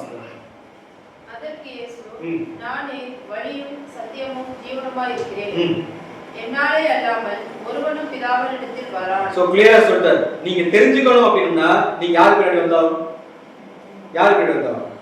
ஏன் பின்னாடி நீங்க வந்துட்டே இருங்க, ஆட்டோமேட்டிக்கா இங்க போயிடலாம். ஏன் அவர் பின்னாடி வர சொல்றாரு அப்படின்னு பார்த்தோம்னா, அது அவரே ரெஃபரன்ஸ் வந்து சொல்றாரு. சோ அவர் பின்னாடி வர சொல்றதுக்கான காரணம் யோவான் 14:10-11. நான் பிதாவிலும் பிதா என்னிலும் இருக்கிறதை நீங்கள் விசுவாசிக்கிறது இல்லையா? என்ன சொல்றாருங்களா? இங்க தனியா ஒரு ரூட் கிடையாது. என்ன கிடையாது? இதற்கு தேவன்கிட்ட போறதுக்கு தனியா ஒரு வழியில கிடையாது. இவ்வளவு நாள் வழிகாட்டி வந்தது யாரு? நான் தானே. நீங்க கண்ணை முடிக்க யாரு கூட வரலாம், ஏன் பின்னாடி வரலாம். இன்னமும் உங்களுக்கு அந்த சந்தேகம் இருக்கு அப்படின்னாலே என்ன ரீசன்? நீங்க என்னை முழுசா என்ன பண்ணல, நம்பல, விசுவாசிக்கல அப்படிங்கறத ப்ரூவ் பண்றவர் என்ன சொல்றாருன்னா, நான் பிதாவிலும் பிதா என்னிலும் இருக்கிறது நீங்க விசுவாசிக்கலையா? நான் உங்களுடைய சொல்லுகிற வசனங்களை என் சுயமா என்ன பண்ணல, ஒன்னும் சொல்லல. என்னிடத்தில் வாசமா இருக்கிற பிதாவானவரை இந்த கிரியில் என்ன பண்றார்? நான் இங்க பேசுற பேச்சா இருந்தாலும் சரி, செய்யக்கூடிய காரியங்களா இருந்தாலும் சரி, யாருடைய அனுமதி இல்லாம செய்யல? பிதாவுடைய அனுமதி இல்லாம செய்யல. பிதாவின் சித்தம் இல்லாமையும் பிதாவோட திட்டம் இல்லாம என்ன பண்ணது செய்யல. அவர் மூலமா தான் எனக்கு என்ன பண்ணிட்டு இருக்கு. இதை தயவு செஞ்சு நீங்க விசுவாசத்தை மட்டும்தான் நீங்க யாருக்கு முன்னாடி வர முடியும், யாருக்கு முன்னாடி வர முடியும். சோ இவ்வளவு பண்ணியுமே கூட உங்களுக்கு நம்பிக்கை வரல அப்படின்னா நம்ம யூதாஸா இருப்போமா பேதுருவா இருப்போம் கேள்வி கேட்டோம்னா யூதாஸா போய் மாட்டிப்போம். நம்ம யாரா வாய்ப்பு? சோ கிளியரா என்ன சொல்றாங்க 11ஆம் வசனம். நான் பிதாவிலும் பிதா என்னிலும் இருக்கிறதை நம்புங்கள். அப்படி இல்லாவிட்டாலும் என் கிரியைகளின் நிமித்தமாகவே என்னை நம்புங்கள். என்ன சொல்றாங்க? நீங்க நான் பிதாவிலும் பிதா என்னிலும் இருக்கிறதை நம்புங்கள். அப்படி நம்ப முடியல அப்படின்னா 3 வருஷம் கூட நான் ஒர்க் பண்ணிருக்கேன். நான் பண்ணத எல்லாத்தையும் என்ன பண்ணிருக்கீங்க, பார்த்துருக்கீங்க. அற்புதங்களை பார்த்துருக்கீங்க, அடையாளங்களை பார்த்துருக்கீங்க. இத ஒரு காமன் மேனால என்ன பண்ண முடியாது, என்ன பண்ண முடியாது, செய்யவே முடியாது. இது நம்ம பண்ணது எல்லாமே வெறும் 5 அப்பம் 2 மீனை வச்சு 5000 பேருக்கு என்ன பண்ணிருக்கோம், சோறு போட்டிருக்கோம். அது எல்லாத்தையும் யார் பார்த்துருக்கீங்க? மிச்சமான 12 கூட நிறைய என்ன பண்ணிருக்கோம், எடுத்து வச்சிருக்கோம். அதை யார் பார்த்துருக்கீங்க? சோ இது எல்லாமே ஒரு சாதாரண நபரால என்ன பண்ண முடியாது, பண்ண முடியாது. அதே நேரத்தில் இது எதையுமே நான் இண்டிவிஜுவலா என்ன பண்ணல. இது எல்லாத்துக்கும் யார் இருக்கா? எங்க அப்பா இருக்கா. இவ்வளவு தூரம் நான் பண்ணிருக்கேன் அப்படின்னா கண்டிப்பா உங்களை கூட்டிட்டு போவேங்கிறது கண்டிப்பா என்ன பண்ணுது. நான் சொன்னேன்ல, மேல நான் போறேன் உங்களுக்காக ஒரு தலத்தை ஆயத்தம் வந்து உங்களை மாதிரி என்ன பண்ணுறேன், கூட்டிட்டு போவேன்னு சொல்லுவேன்ல. நீங்க கண்ண மூடி என் மேலே வந்துட்டே இருக்கு. நம்பிக்கை இல்லையா? நான் செஞ்ச கிரிகளை வச்சா நீங்க என்ன பண்ணுவீங்க, என்ன பண்ணுங்க, நம்புங்க அப்படின்னு சொல்லிட்டு அப்படி ஒருவேளை நம்பினா என்னது, என்னைக்கு நீங்க உண்மையிலே தேவனிடத்திலும் என்னிடத்திலும் விசுவாசமா இருக்க ஆரம்பிச்சு கிறிஸ்துவுடைய அந்த வழியில் நடக்க ஆரம்பிக்கிறோமோ அன்னைக்கு அவர் நமக்கு ஒரு பெரிய கிஃப்ட் என்னன்னா, வாசிக்கலாம் யோவான் 14ஆம் அதிகாரம் 13ல இருந்து 15 வரை. நீங்கள் என் நாமத்தினாலே எதை கேட்பீர்களோ குமாரன் பிதா மகிமைப்படும்படியாக அதை செய்வேன். என்ன சொல்றாங்களாமா? நீங்க என் நாமத்தினால எப்ப விசுவாசிக்க ஆரம்பிச்சதுக்கு அப்புறம் தேவனிடத்தில் விசுவாசமா இருங்கள், என்னிடத்திலும் விசுவாசமா இருங்கள். சோ விசுவாசிக்க ஆரம்பிச்சதுக்கு அப்புறம் நீங்கள் என்னிடத்தில் என் நாமத்தினாலே எதை கேட்பீர்களோ குமாரனில் பிதா மகிமைப்படும்படியாக அதை என்ன பண்ணுவேன், உங்களுக்கு கண்டிப்பா செய்வேன் அப்படின்னு சொல்லி அப்படி 14 வாசிங்க. என் நாமத்தினாலே நீங்கள் எதை கேட்டாலும் அதை நான் செய்வேன். நீங்கள் என்னிடத்தில் அன்பாய் இருந்தால் என் கற்பனைகளை கைக்கொள்ளுங்கள். என்ன சொல்றாங்களாமோ? என் நாமத்தினால நீங்க எதை கேட்டாலும் நான் என்ன பண்ணுவேன், என்ன பண்ணுவேன், நீங்க நாமத்தினால நீங்க எதை கேட்டாலும் செய்வேன். ஆனா நீங்க செய்ய வேண்டிய ஒரே ஒரு மேட்டர் என்ன அப்படின்னு பார்த்தோம்னா, நீங்கள் என்னிடத்தில் அன்பாய் இருந்தால் என் கற்பனை என்ன பண்ணும். சோ இப்போ நம்ம இதை செய்யாம நம்ம என்ன நமக்கு கிடைக்கும். ரொம்ப பேர் இந்த வசனத்தை எப்படிதான் புரிஞ்சுக்காங்கன்னா, கிறிஸ்துவ ஒரு ஆள் தெரிஞ்சுக்கிட்டா போதும், ஞானஸ்தானம் எடுத்துட்டா போதும், அவரை ஜஸ்ட் நம்பினா போதும், வேலை செய்யணுங்கிற அவசியங்களா இல்ல. கிருபையின் ஊழியம் அப்படின்னு சொல்லிட்டு நம்ம அவர்கிட்ட என்ன கேட்டாலும் நமக்கு என்ன பண்ணுவாரு, கொடுப்பாருன்னு பிளைண்டா ஒரு குரூப் நம்பிட்டு இருக்கு. ஆனா அவர் கிளியரா சொல்லிட்டார், யாருக்கு மட்டும் தான் நான் கொடுப்பேன் அப்படின்னு பார்த்தோம்னா யோவான் 15ஆம் அதிகாரம் 7ஆம் வசனம். நீங்கள் என்னிலும் என் வார்த்தைகள் உங்களிலும் நிலைத்திருந்தால் நீங்கள் கேட்டுக்கொள்வது எதுவோ அது உங்களுக்கு செய்யப்படும். என்ன சொல்றாங்களோ? யாருக்கு மட்டும் தான் செய்யப்படும், யாருக்கு மட்டும் தான் செய்யப்படும். நீங்கள் என்னிலும் என் வார்த்தை உங்களிலும் நிலைத்திருந்தால் நீங்கள் கேட்டுக்கொள்வது எதுவோ அது உங்களுக்கு. மற்றபடி இது ரெண்டும் நம்ம இல்லை. அவரும் நம்மளை நினைத்திருக்க போறது இல்ல, நம்மளும் அவர் சத்தங்களை கை கொள்ள போறது இல்ல. அப்படின்னா வெறுமான பண்ணக்கூடிய பிரேயர் இங்க என்ன கிடையாது. நம்ம அடிக்கடி சொல்லக்கூடிய விஷயங்கள் தான், போன்ல சிம் கார்டை கழட்டி போட்டு போன் பேசுற மாதிரி. அதனால யாருக்கும் டிராமா வேணா பண்ணிட்டுலாம் போன் பேசுற மாதிரி, ஆனா யாருக்கு எந்த பிரயோஜனமுமே கிடையாது. சோ நம்ம பண்ணக்கூடிய ஜெபம் அவரிடத்துல போய் சேரணும் அப்படின்னாலே நம்ம மைண்ட்ல இருக்கக்கூடிய மெயினான ஒரு விஷயம் என்னன்னா, என் வார்த்தைகள் நீங்கள் என்னிலும் என் வார்த்தைகள் உங்களிலும் நிலைத்திருந்தால் நீங்கள் கேட்டுக்கொள்வது எதுவோ அது உங்களுக்கு என்ன பண்ணப்படும், என்ன பண்ணப்படும் சொல்லுங்க, கொடுக்கப்படும். அப்படி இல்லைன்னா நம்ம பண்ணக்கூடிய பிரேயருக்கு என்னெல்லாம் போயிடும், வேலிடே இல்லாம போயிடும். சோ மேற்கொண்டு சொல்லக்கூடிய விஷயங்கள் யோவான் 14ஆம் அதிகாரம் 23, 24. இயேசு அவனுக்கு பிரதியுத்தரமாக, ஒருவன் என்னில் அன்பாய் இருந்தால் அவன் என் வசனத்தை கைக்கொள்ளுவான், அவனில் என் பிதா அன்பாய் இருப்பார், நாங்கள் அவனிடத்தில் வந்து அவனோடே வாசம் பண்ணுவோம். சோ கிளியரா சொல்லிட்டார். ஏன் நீங்க வசனத்தை கைக்கொள்ளணும், ஏன் நீங்க அன்பா இருக்கணும், ஏன் நீங்க என்னில வாசமா இருக்கணும் அப்படின்னு கேட்டோம்னா, இயேசு அவனுக்கு பிரதியுத்தரமாக, ஒருவன் என்னில் அன்பாய் இருந்தால் அவன் என் வசனத்தை என்ன பண்ணுவான். இது ரெண்டும் எப்படின்னு கேட்டோம்னா ஒரே ஒரு தண்டவாளம் மாதிரி. என்னது அன்புடன் வசனத்தையும் கை கொள்ளக்கூடிய ஒரு பக்குவம். மீன்வளை சப்ஜெக்ட்ல பார்த்துருக்கோம்ல, மீன்வளை சப்ஜெக்ட்ல பார்த்துருக்கோம் அந்த 2 கை. சோ இந்த அன்பும் சத்தியமும் இது எப்படி இருக்கலாமோ ஒரு தண்டவாளம் மாதிரி. இது 2லயும் டிராவல் பண்ணா மட்டும்தான் எங்க போய் சேர முடியும்? ராஜ்யம் இல்லையா? சோ என்ன சொல்றா இயேசுவின் பிரதித்திரமாக, ஒருவன் என்னில் அன்பாய் இருந்தால் அவன் என் வசனத்தை கை கொள்வான். இதை விட்டுட்டு இதை செய்ய முடியாது, இதை விட்டுட்டு. சோ கிறிஸ்து மேல அன்பா இருந்தா மட்டும்தான் அந்த வசனத்தை என்ன பண்ண முடியும்? கை கொள்ள முடியும். அன்னைக்கு ஒரு பணிப்பெண்ணை பார்த்து பயந்தேன், இன்னைக்கு 10,000 பேர் நிக்கிறாங்க, கொண்டாலும் எனக்கு கவலை இல்லை அப்படிங்கிற கிறிஸ்து மேல அந்த ஒரு வைராக்கியம் வரணும்னா தான், அதாவது கிறிஸ்து மேல அந்த அன்பு வந்துச்சுன்னா தான் அந்த பிரசங்கத்தை யாரால பண்ண முடியும்? பேதுரு பண்ண முடியும் இல்லைன்னா? இல்லைன்னா பண்ணவே முடியாது. சோ ஒருவன் என்னில் அன்பாய் இருந்தால் என் வசனத்தை கை கொள்ளுவான், அவனில் என் பிதாவும் எப்படி இருப்பார்களாம்? அன்பாய் இருப்பார். நாங்கள் அவனிடத்தில், யாரு நாங்கள்? பிதாவாகிய தேவனும் ஆண்டவராகிய இயேசு கிறிஸ்துவும் நாங்கள் அவனிடத்தில் வந்து அவனுடைய கூட என்ன பண்ணுவோம்? சோ சொல்லிருப்பாங்க, எங்க 2-3 பேர் ஒன்னா உட்கார்ந்து அவருடைய நாமத்தை டிஸ்கஸ் பண்ணிக்கலோ அங்க யார் இருப்பேன்?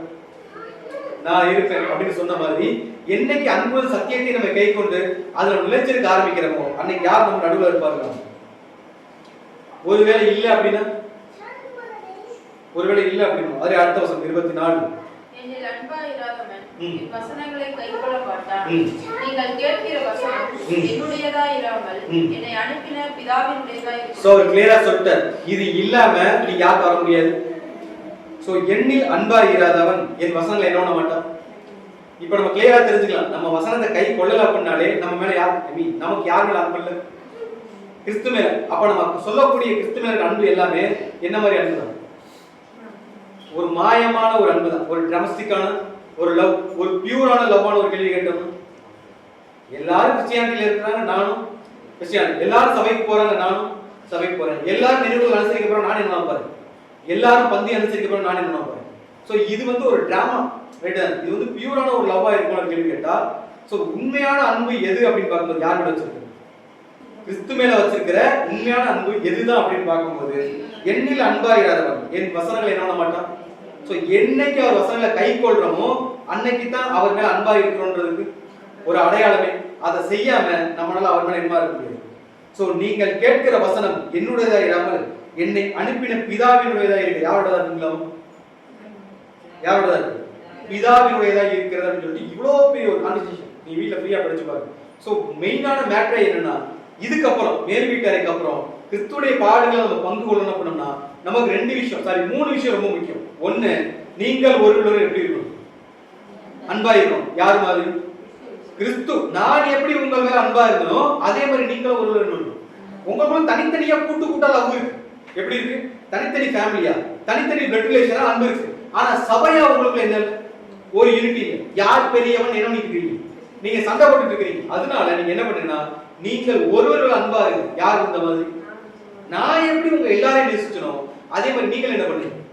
எல்லாரையும் நேசிங்கன்ற ஃபர்ஸ்ட். ரெண்டாவது, என்னில நீங்க அன்பா இருக்கணும்னு ஆசைப்பட்டீங்கன்னா சத்தியத்தை என்ன பண்ணுங்க?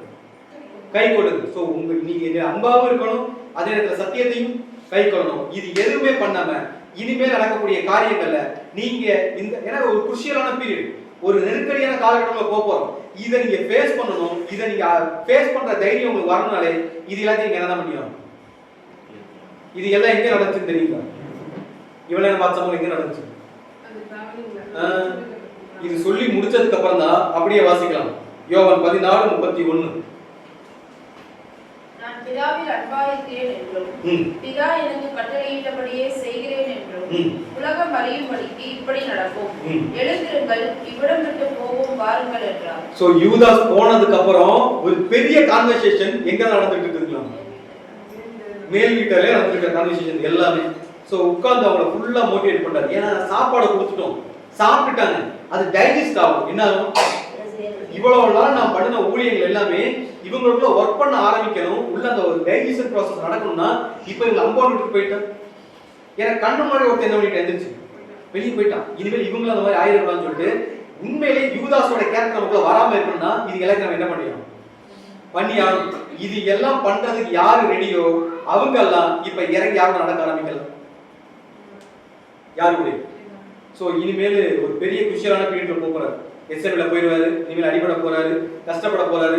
இது எல்லாத்தையும் கிறிஸ்து ஃபேஸ் பண்ணும்போது அவர் கூட இருந்து நம்மளும் ஃபேஸ் பண்ணணும் அப்படின்னாலும், அவர் கூட நம்மளும் இந்த டிராவலிங்ல போகணும்னு முடிவு பண்ணிட்டாலும், இதுக்கு முன்னாடி கேட்ட எல்லா காரியங்களையும் யார் மைண்ட்ல வச்சுக்கணும்? சோ இதெல்லாம் வச்சிருக்கணும். எதெல்லாம் வச்சிருக்கணும்? ஒருவர் அன்பா இருக்கணும். யார் மாதிரி? கிறிஸ்து மாதிரி. ஒண்ணு. ரெண்டாவது விஷயம், அவர் வசனத்தை கை கொண்டா மட்டும்தான் அவருக்கு அன்பு செலுத்துறவங்களாவே இருக்கும். அவர் மேல அன்பு செலுத்தினாதான் அவருடைய சீஷராகவே இருக்கும். சோ வசனத்தையும் சரி சத்தியத்தையும் சரி ஈக்குவலா கை கொள்ளக்கூடிய நிலைமை, அன்பையும் சத்தியத்தையும் கை கொண்டு கரெக்டா டிராவல் பண்ண பக்குவம் இருந்துச்சுன்னா மட்டும்தான் அவர் கூட இந்த ஜேர்னியை நம்ம என்ன பண்ண முடியும்? டிராவல் பண்ண முடியும். இல்லைன்னா சோ அப்படி யாரெல்லாம் டிராவல் பண்ண ரெடியா இருக்கிறீங்களோ அவங்கள நான் எப்படி பார்த்துக்குவேன்? யாரு? நான் உங்களிலும் நீங்களும் என்னிலும். நாங்க உங்கள்கிட்ட வந்து வாசம் பண்ணணும்னு சொல்லல. இந்த ப்ராசஸ் எல்லாம் நடக்கணும்னா நீங்க இதெல்லாம் செய்யுங்க. இதை செஞ்சா நான் உங்களை எப்படி பார்த்துப்பேன் அப்படின்னு என்ன சொல்றாருன்னா வாசிக்கலாம். 15ஆம் அதிகாரம் 1 சில வசனம். நான் மெய்யான திராட்சை செடி, என் பிதா திராட்சை தோட்டக்காரர். என்னில் கனி கொடாது இருக்கிற கொடி எதுவோ அதை அவர் அறுத்து போடுகிறார். கனி கொடுக்கிற கொடி எதுவோ அது அதிக கனிகளை கொடுக்கும். எப்படி ஆரம்பிக்கிறார்னா, இப்ப நீங்க எல்லாம் என் பின்னாடி வர்றதுக்கு ரெடி ஆயிட்டீங்க. ஏன்னா ஒருத்தன் தான் என்ன ஆயிட்டான்? கேட்டின் மகன் ஒருவன் கெட்டு போன இல்ல, வேற யாருன்னா. சோ நீங்க எல்லாம் வரணும்னு ஆசைப்பட்டீங்களே, நீங்க வரணும்னு ஆசைப்பட்டா இனிமேல் நான் உங்களை எப்படி பார்த்துக்க போறேன் அப்படின்னா, எங்க அப்பா என்னவா இருக்கிறார்? நான் மெய்யான திராட்சை செடி, என் பிதா திராட்சை தோட்டக்காரர். நீங்க எல்லாம் நீங்க என்ன எப்படி இருக்கிறீங்க? நீங்க எல்லாம் கொடிகள். யார்கிட்ட இருக்கிற கொடிகள்? சோ இனிமேல் நாங்க 2 பேரும் யாருல பத்திரமா பார்த்துக்கணும். ஒருவேளை நீங்க தப்பு பண்றீங்க அப்படின்னா, எண்ணில் கனி கொடாது இருக்கிற கொடி எதுவோ அதை என்ன பண்ணி வரணும்? அடுத்து சரி அப்படி வாசிக்கலாம்.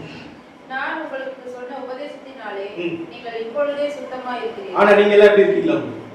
இவ்வளவு நேரம் நான் சொன்னதெல்லாம் கேட்டுட்டு இருந்தீங்கல்ல, கேட்கணுங்கிற மைண்ட் வந்து எல்லாம் செய்யணும்னு ஆசைப்படுறீங்களே. சோ இப்பவே நீங்க எல்லாம் எப்படி இருக்கிறீங்க? சுத்தமா இருக்கிறீங்க. ஒருவேளை நீங்க சுத்தமா இருக்கணும்னா நீங்க என்ன செய்யணும்? சுத்தமா இல்லாட்டி என்ன நடக்கும் அப்படிங்கறதை அப்படியே அடுத்த வருஷம் வாசிக்கலாம். என்னில் நிலைத்திருங்கள், நானும் உங்களில் நிலைத்திருப்பேன். கிளியரா சொல்லிட்டாரு. நீங்க சுத்தமா தான் இருக்கிறீங்க. ஆனா அசுத்தத்துல போகாம இருக்கணும்னா நீங்க என்ன பண்ணணும்? நீங்க என்னல நினைச்சுங்க, நானும் உங்களை என்ன பண்ணுவேன்? நிலைத்திருப்பேன். கொடியானது திராட்சை செடியில் நிலைத்திராவிட்டால் அது தானா என்ன பண்ண மாட்டாதுங்களா? கனி கொடுக்க மாட்டாதது போல நீங்களும் என்னில் நிலைத்திராவிட்டால் என்ன பண்ண மாட்டீங்க? சோ நீங்க கனி கொடுக்கணும். அதுதான் மெயினான ப்ரொசீஜரே. ஒருவேளை நீங்க கனி கொடுக்கணும்னு ஆசைப்பட்டா நீங்க யாரை நினைச்சிருக்கணும்? என்னல நினைச்சுங்க, நானும் உங்கள திராட்சை குடிக்கிறதுக்கு ஒரே ஆசையா அதை கனி வரணுங்கிறது தான். ஆனா அதுக்கு அது பண்ண வேண்டிய வேலை என்னன்னா, அந்த திராட்சை கொடி எதுல இருக்கணும்? எதுல இருக்கணும்? செடியிலே இருக்கணும். திராட்சை செடியில இல்லாம காஞ்சு போய் உதுத்து கீழே விழுந்துச்சு அப்படின்னா அது கொடிதான். ஆனா அந்த கனி வருமான ஒரு கேள்வி கேட்டோம். உதாரணத்துக்கு ஒண்ணு சொல்லுவாங்கல்ல, இப்ப கடல்ல ஒரு ஷிப் போயிட்டு இருக்கு. என்ன போயிட்டு இருக்கு? இவ்வளவு பெரிய இரும்பலான ஷிப் கடல்ல போகும்போது கூட தண்ணியில என்ன பண்ணுது? முங்காது. ரைட் தானே? தண்ணியில என்ன பண்ணாது? முங்காது. பட் ஒரு சின்ன ஹோல்ஸ் வந்துருச்சுன்னா என்ன ஆயிடும்?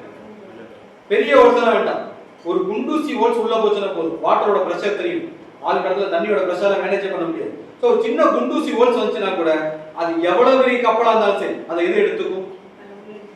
ஸோ நெகட்டிவிட்டிங்கிறது நமக்குள்ள வராம இந்த உலகத்துல நம்ம இருந்தோம் அப்படின்னா நமக்கு எந்த பிரச்சனையுமே இல்ல. ஒரு சின்ன நெகட்டிவிட்டி வந்துருச்சு அப்படின்னாலே இந்த உலகத்துல என்ன ஆயிடும்? முங்கிடுவோம். இதை நம்ம செய்யாம இருக்கணும்னா அந்த திராட்சை செடியில தான் எது இருக்கணும்? எது இருக்கணும்? அந்த கொடி இருக்கணும்.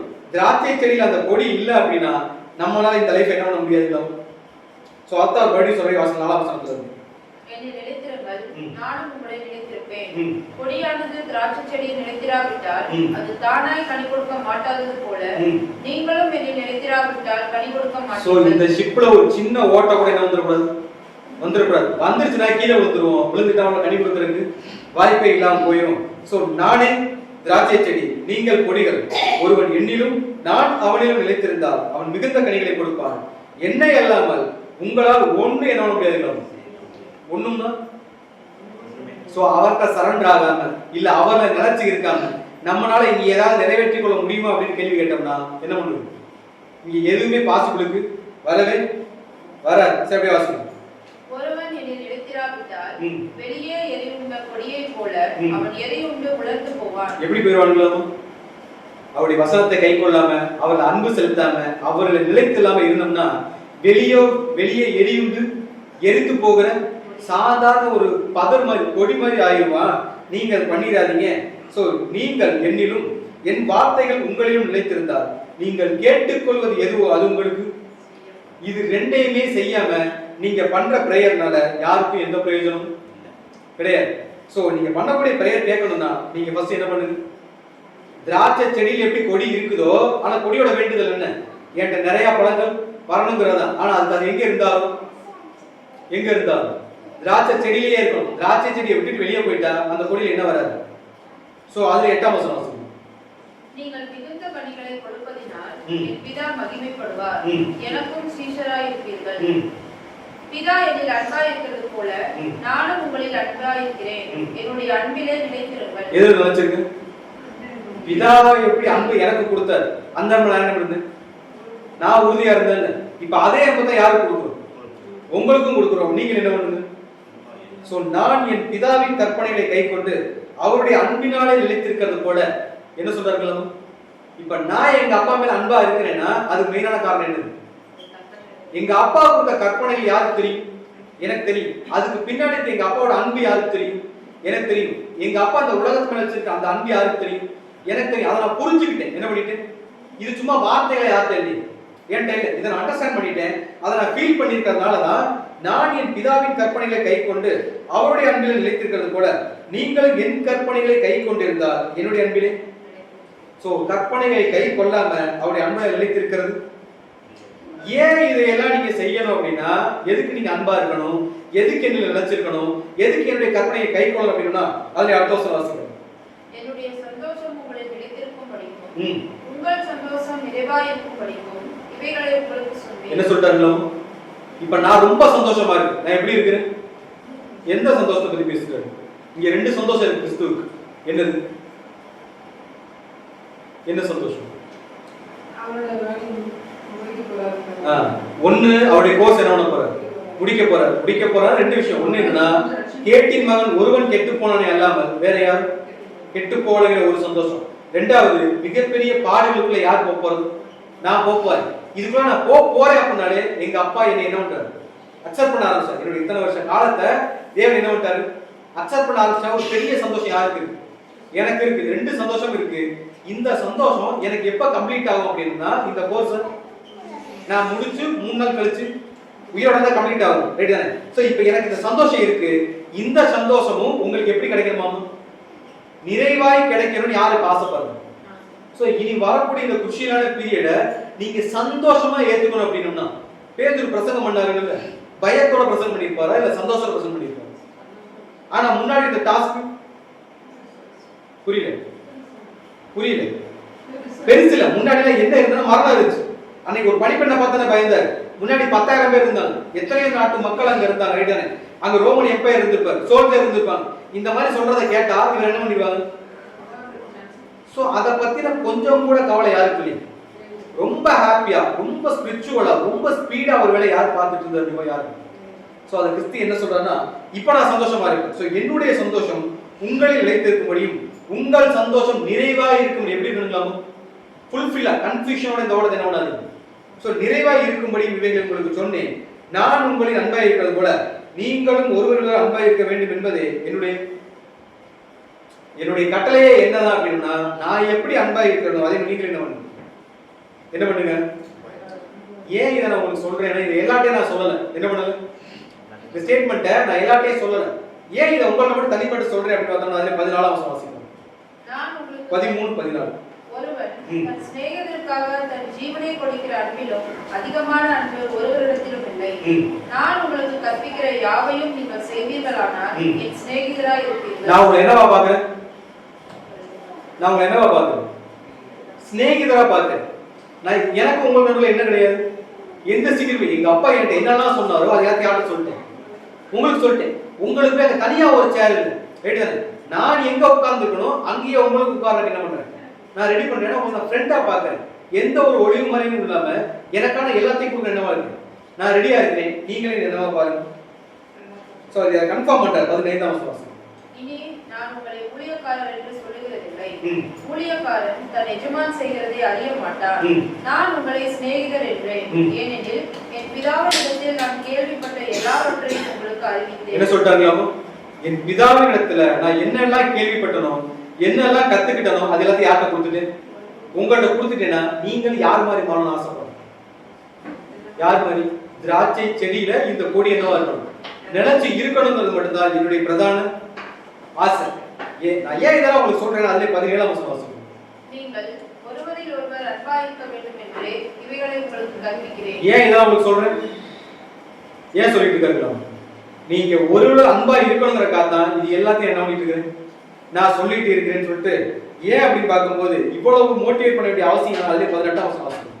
உலகம் உங்களை பகைத்தால் அது உங்களை பகைக்கிறதுக்கு முன்னே என்னை பகைத்தது என்று அறியுங்கள். சோ என்னைக்கு இதை நீங்க செய்ய ஆரம்பிக்கிறீங்களோ, எதை செய்ய ஆரம்பிக்கிறீங்களோ, அன்பா இருக்க ஆரம்பிக்கிறீங்களோ, கற்பனைகளையும் கட்டளைகளையும் கைக்குள்ள ரெடியா இருக்க ஆரம்பிக்கிறீங்களோ, அவர் சீஷரா இருக்கணும்னு ஆசைப்பட ஆரம்பிக்கிறீங்களோ, இது எல்லாத்தையும் உண்மையா நீங்க செய்யணும்னு என்னைக்கு ஆசைப்படுறீங்களோ, விசுவாசிக்க மாத்திர மாட்டாம கிரியை செய்ய என்னைக்கு ரெடியாக ஆரம்பிக்கிறோமோ அன்னைக்கு இந்த உலகம் எப்படி பார்க்கலாமோ?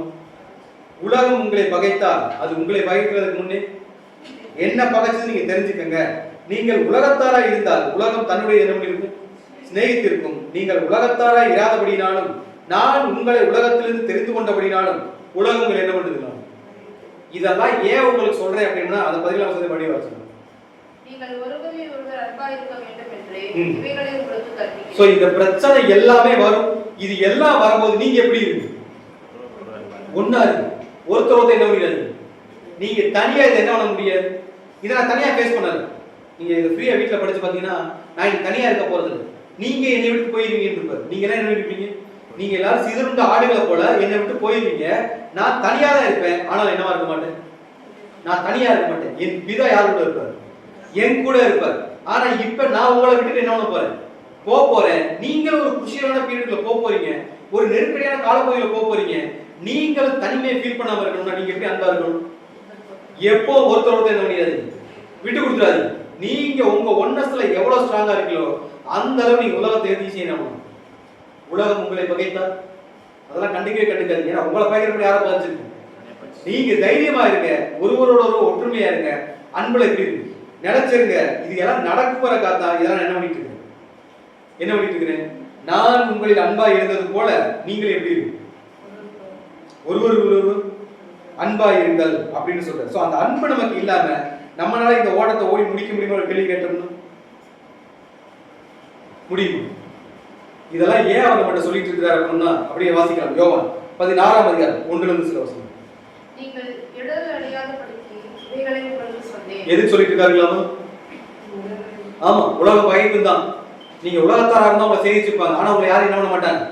இதெல்லாம் ஏன் உங்களுக்கு சொல்லிட்டு இருக்கிறேன்னா இனிமேல் கண்டிப்பா இது நடக்கும். நடக்கும் போது நீங்க என்ன ஆயிடக்கூடாது. என்னடா கூடவே சுத்திட்டு இருந்தாரு, எதுவுமே சொல்லாமே போயிட்டாரே அப்படின்னு நம்ம என்ன பண்ணிடக்கூடாது. ஸோ எல்லாமே உங்களுக்கு தெரிஞ்சுக்கணும். ஏன்னா எங்க அப்பா நான் வரப்படி ஏன்ட்ட இதை சொன்னார். நம்ம போன வாரம் பார்த்தோம், போன வாரம் இங்கே பார்த்தோம், இன்னொரு இடத்துல பார்த்தோம். மீகா 5ஆம் அதிகாரம் 2ஆம் வசனம் என்ன வசனம் ஞாபகம் இருக்குங்களா? மீகா 5:2 எப்பிராத்தா எனப்பட்ட பெத்லகேமி யூதேயர்களில் சிறிதாயிருந்தும் இஸ்ரவேலை ஆளப் போகிறவர் உன்னிடத்துல இருந்து வருவார் அப்படின்னு சொல்லி பாருங்களே. அதுக்கு முதல் வசனம் ஞாபகம் இருக்குங்களா? 2ஆம் வசனத்துக்கு ஞாபகம் இல்லைங்களா? சோ முதல் வசனம் ஞாபகம் இருந்துச்சுன்னா இஸ்ரவேல் சேனைகள் தண்டு தண்டா என்ன பண்ணிக்கணும், கட்டிக்கங்க அப்படின்னு வசனம் எடுத்து படிக்கல. மீகா 5ஆம் அதிகாரம் 2 படிச்சு 1 படிக்கணும்.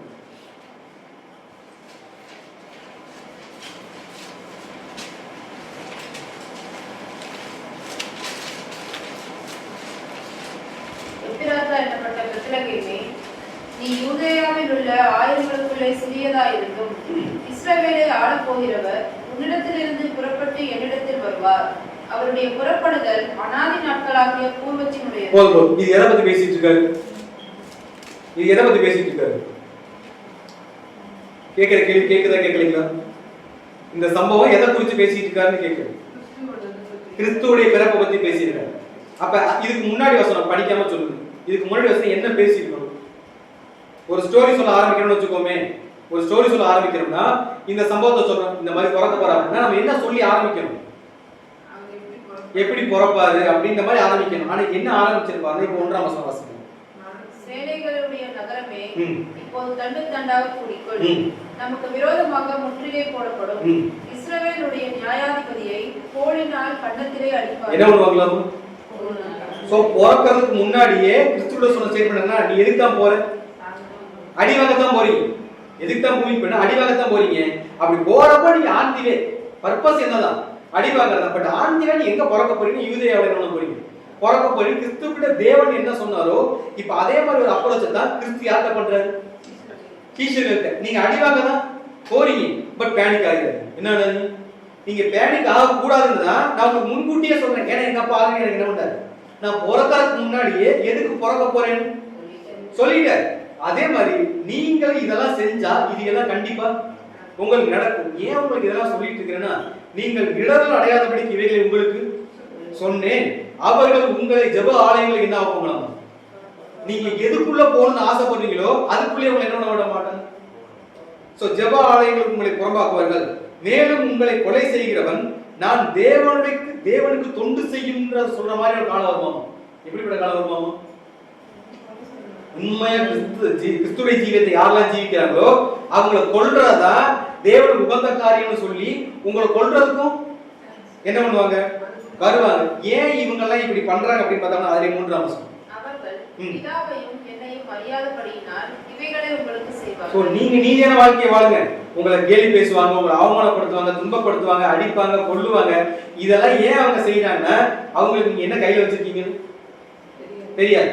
நீங்க யாரை பத்தி படிச்சுட்டு இருக்கிறீங்கன்னு தெரியாது. யார் வாழ்க்கையை வாழ்ந்துட்டு இருக்கிறீங்கன்னு தெரியாது. ஆனா உங்களுக்கு தெரியும்ல. ஏன் தெரியும்? எப்படி தெரியும்? நான் தான் இவ்வளவு உங்களுக்கு சொல்லிட்டு தானே இருக்கேன். இவங்க இப்படிதான் உங்களை நடந்துக்குவாங்க, ரூடா தான் பிஹேவ் பண்ணுவாங்க, உங்களை ரொம்ப வந்து கஷ்டப்படுத்துவாங்க, உங்களை கொலை செய்யறதுக்கு வகை தேடலாம் ஆச்சரியப்படுறதுக்கு இல்லைன்னு எல்லாத்தையும் சொல்லிட்டே இல்ல. நீங்க பேனிக் ஆக வேண்டிய என்ன இல்ல அவசியமே. ஜஸ்ட் நீங்க அமைதியா அன்புடன் சத்தியத்தை கை கொண்டு எனக்கு சீஷர்களா இருந்தா மட்டும் என்ன இது எந்த அளவுக்கு எக்ஸ்ட்ரீமா போகும் அப்படின்னா எது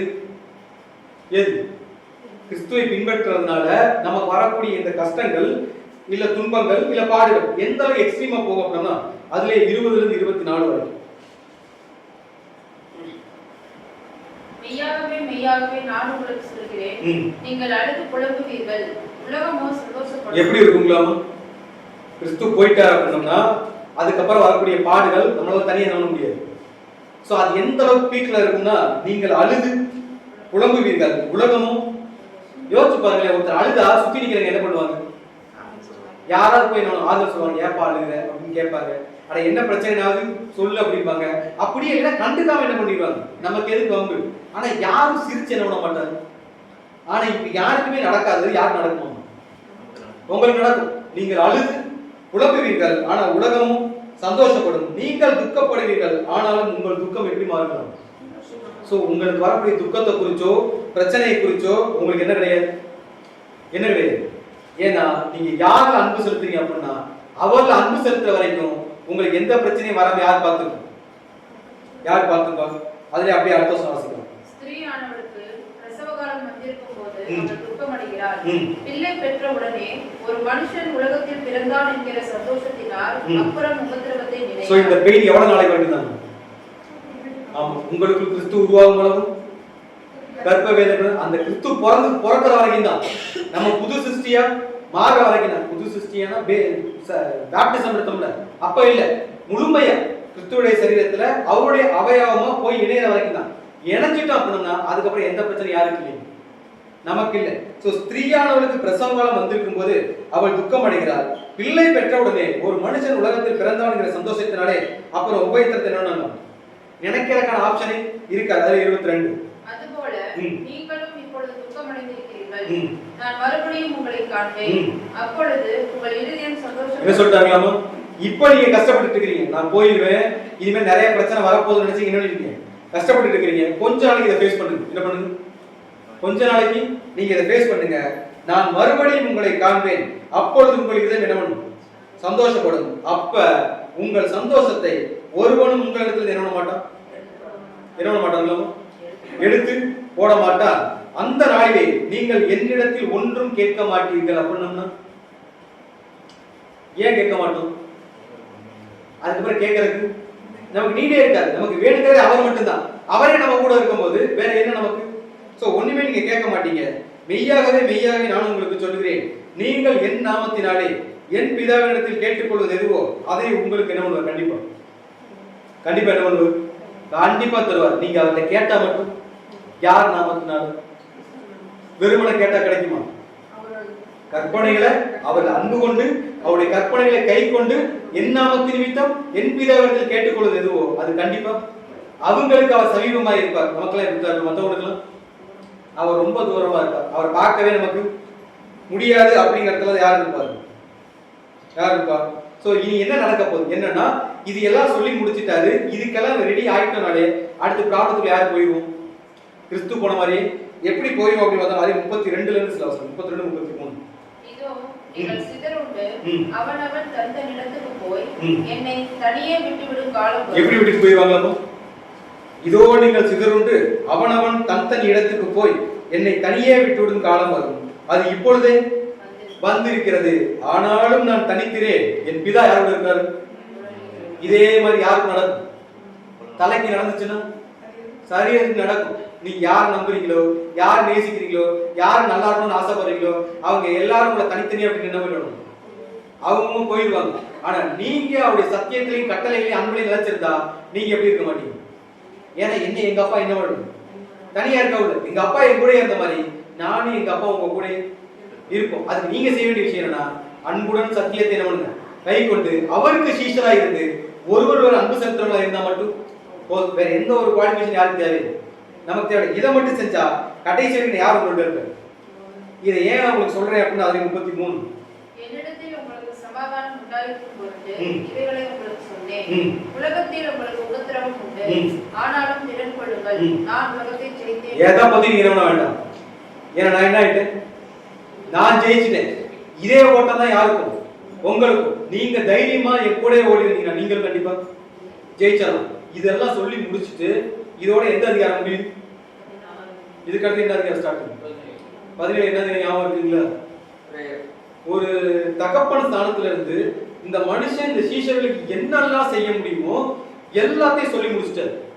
நீங்க இப்படித்தான் இருக்கணும், இப்படித்தான் வாழணும், இப்படி இருந்தா இது எல்லாமே நடக்கும், இதை நீங்க இப்படித்தான் ஃபேஸ் பண்ணணும். இது ஆல்ரெடி எனக்கும் நடந்திருக்கு, நான் இப்படித்தான் இதை ஃபேஸ் பண்ணேன். இது எல்லா தப்பும் யார் என்னை தனியா விடல? யார் தனியா விடல? எங்க அப்பா என்னை தனியா விடல. நீங்களும் இதை கை கொண்டீங்கன்னா கண்டிப்பா உங்களை என்ன பண்ண மாட்டார். நீங்க தைரியமா இருங்க. நான் என்ன பண்ணிட்டேன்?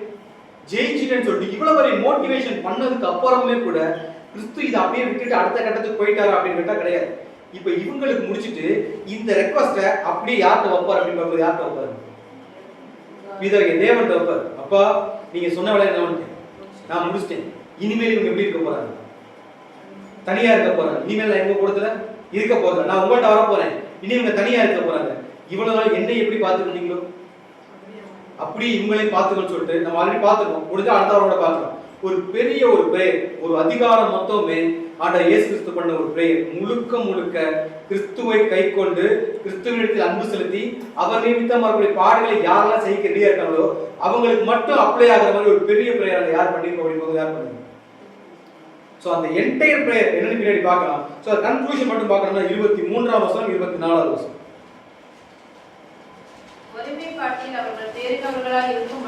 அவங்களுக்கு இருக்கிற பெரிய பிரச்சனை என்னதான்? இது யார்கிட்ட பண்ற பிரேயர்? பிதாவே தேவன்கிட்ட பண்ணிட்டு இருக்காரு. அவங்கள்ட்ட இருக்கிற பெரிய பிரச்சனை என்ன? அவங்க எல்லாம் ஓகே தான், அவங்க எல்லாம் அதை செஞ்சிருவாங்க. ஆனா எப்படி செய்வாங்க அப்படின்னா தனித்தனியா செஞ்சிருவாங்களோன்னு எனக்கு என்ன பயமா இருக்கு. அதனால நீங்க என்ன பண்ணுங்கன்னா அவர்கள் ஒருமைப்பாட்டில் நம்ம 2 பேரும் எப்படி ஒன்னா இருக்கிறோம்? யார் 2 பேரும்?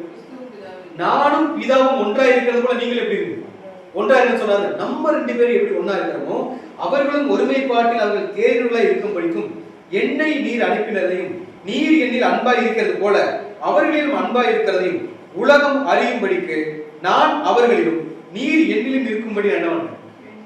சோ நான் அவங்கள இருக்கணும், நீங்க அதாவது நான் உங்களை விட்டு கொடுத்துட மாட்டேன், நீங்களே என்னோட விட்டு கொடுத்துறாது. நம்ம 2 பேரும் சேர்ந்து எப்படி அவங்க இழுத்து எங்கேயே கொண்டு வந்துருவோம்.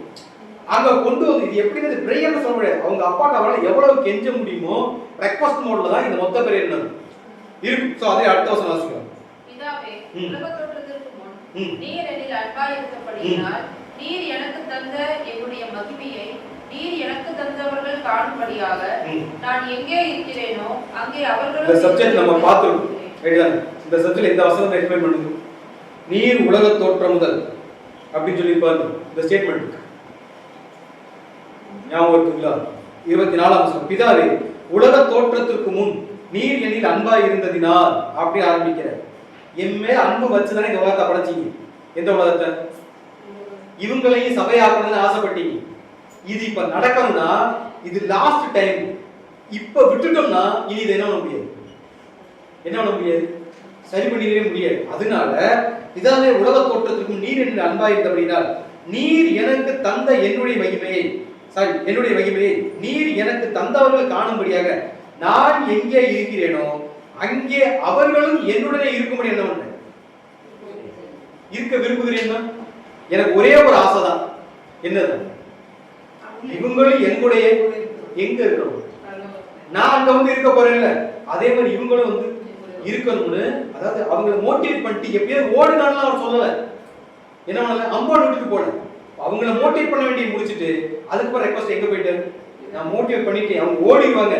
இருந்தாலும் தனியா ஓடுறது நீங்க என் கூட இருந்தவங்க நீங்க யார் கூட இருக்கணும், நீங்க கொஞ்சம் சப்போர்ட் பண்ணீங்கன்னா அவங்களே ஆட்டோமேட்டிக்கா வந்துடுவாங்க. என்னோட ஒரே ஆசை என்ன மட்டும்தான். இது எப்படி சொல்லணும்னா அந்த தூக்கத்திற்கு கதைக்கு கேட்பாங்கல்ல, உங்க கடைசி ஆசை என்னன்னு கேட்பாங்கல்ல, அந்த ஒரு ஸ்டேட்மெண்ட்டை தேவன் யார் வைக்கிறது? என்னோட கடைசி ஆசை என்னதான், நான் எங்க இருக்க போறேனோ அங்க யாரும் திருப்பணும். இவங்களும் வந்து ஏன்னா நான் கூப்பிட்ட உடனே என்ன ஏதுனே கேட்காம என்ன பண்ணாங்க, என் பின்னாடி வந்தாங்க, என்னை பின்பற்றி வா, நான் என்ன பண்றேன் உங்களை மனுஷங்களை எப்படி ஆகிறேன்னு சொன்னேன். என்ன ஏதுனே கேட்காம இவங்க என்ன பண்ணாங்க, என் பின்னாடி வந்தவங்க இவங்களை கடைசி நான் என்ன பண்றேன், நான் விடல, இப்ப நான் போறேன், நீங்க என்ன பண்ணிடாதீங்க, விட்டுறாதீங்க அப்படின்னு சொல்லி ஒரு பெரிய பிரயர் எல்லாருக்கும் பண்ணிட்டு தான் தனக்காக பேசுறதுக்கே எதுக்குள்ள என்ட்ரு ஆவார் அப்படின்னு பார்த்தோம்னா இதுக்குள்ள என்ட்ரு ஆவார். ஸோ இப்போ பிரச்சனை என்ன, அவருக்கே ஏகப்பட்ட பிரச்சனை, ரைட் தானே? இப்போ அடுத்து என்ன நடக்க போகுதுன்னு தெரியல அப்படின்னா அது வேற மாதிரி.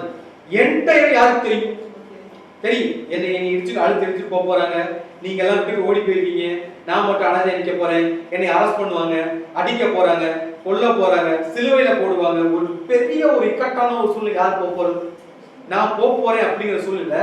அவரை குறித்த ஒரு துளி கவலை கூட யாருக்கு இல்லைன்னு கேட்டோம்னா யாருக்கு, இவங்களை தனியா விட்டுட்டு போறேன், இவங்களுக்கு எதுவுமே ஆயிடக்கூடாது அப்படின்னு சிந்தனை யாருக்கு இருந்துச்சு?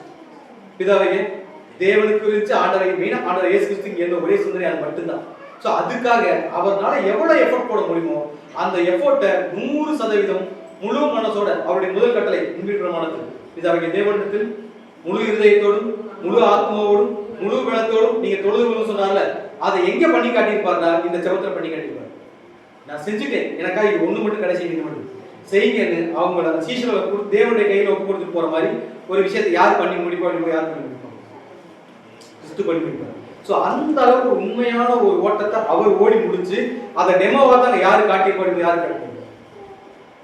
ஸோ இது வரைக்கும் டிராவல் பண்ணவங்க மட்டும்தான் அதுக்கப்புறம் எங்கேயும் டிராவல் பண்ணாங்கன்னா அவருடைய மரணத்துக்கு அப்புறம் அவர் கூட டிராவல் பண்ணாங்க, உயிர் திறந்து போனதுக்கு அப்புறமும் அவர் கூடவே என்ன பண்ணாங்க, டிராவல் பண்ணாங்க. இங்க யாரும் கிடையாது, யூதாஸ் கிடையாது. உயிர் திறந்து விட்டுட்டு போனவங்க பரிசுத்தாவி யாருக்கு மட்டும் தான் கிடைச்சிச்சு, அவங்களுக்கு மட்டும் தான் கிடைச்சு. அதுக்கப்புறம் அந்த 12 சேர்ல உட்கார ரைட்ஸ் யாருக்கு மட்டும் தான் கிடைச்சிச்சு. காரணம் என்னன்னா இங்க அவங்களுக்கு போட்ட விதை, எங்க போட்ட விதை, இந்த விதை நமக்கு அப்ளை ஆகுதுன்னா நம்ம யூதாஸ் மாதிரி அப்பத்தை சாப்பிட்டுட்டு அப்படியே வெளியே போற இடத்துல இருந்தோம்னா எப்படி இருக்கும்,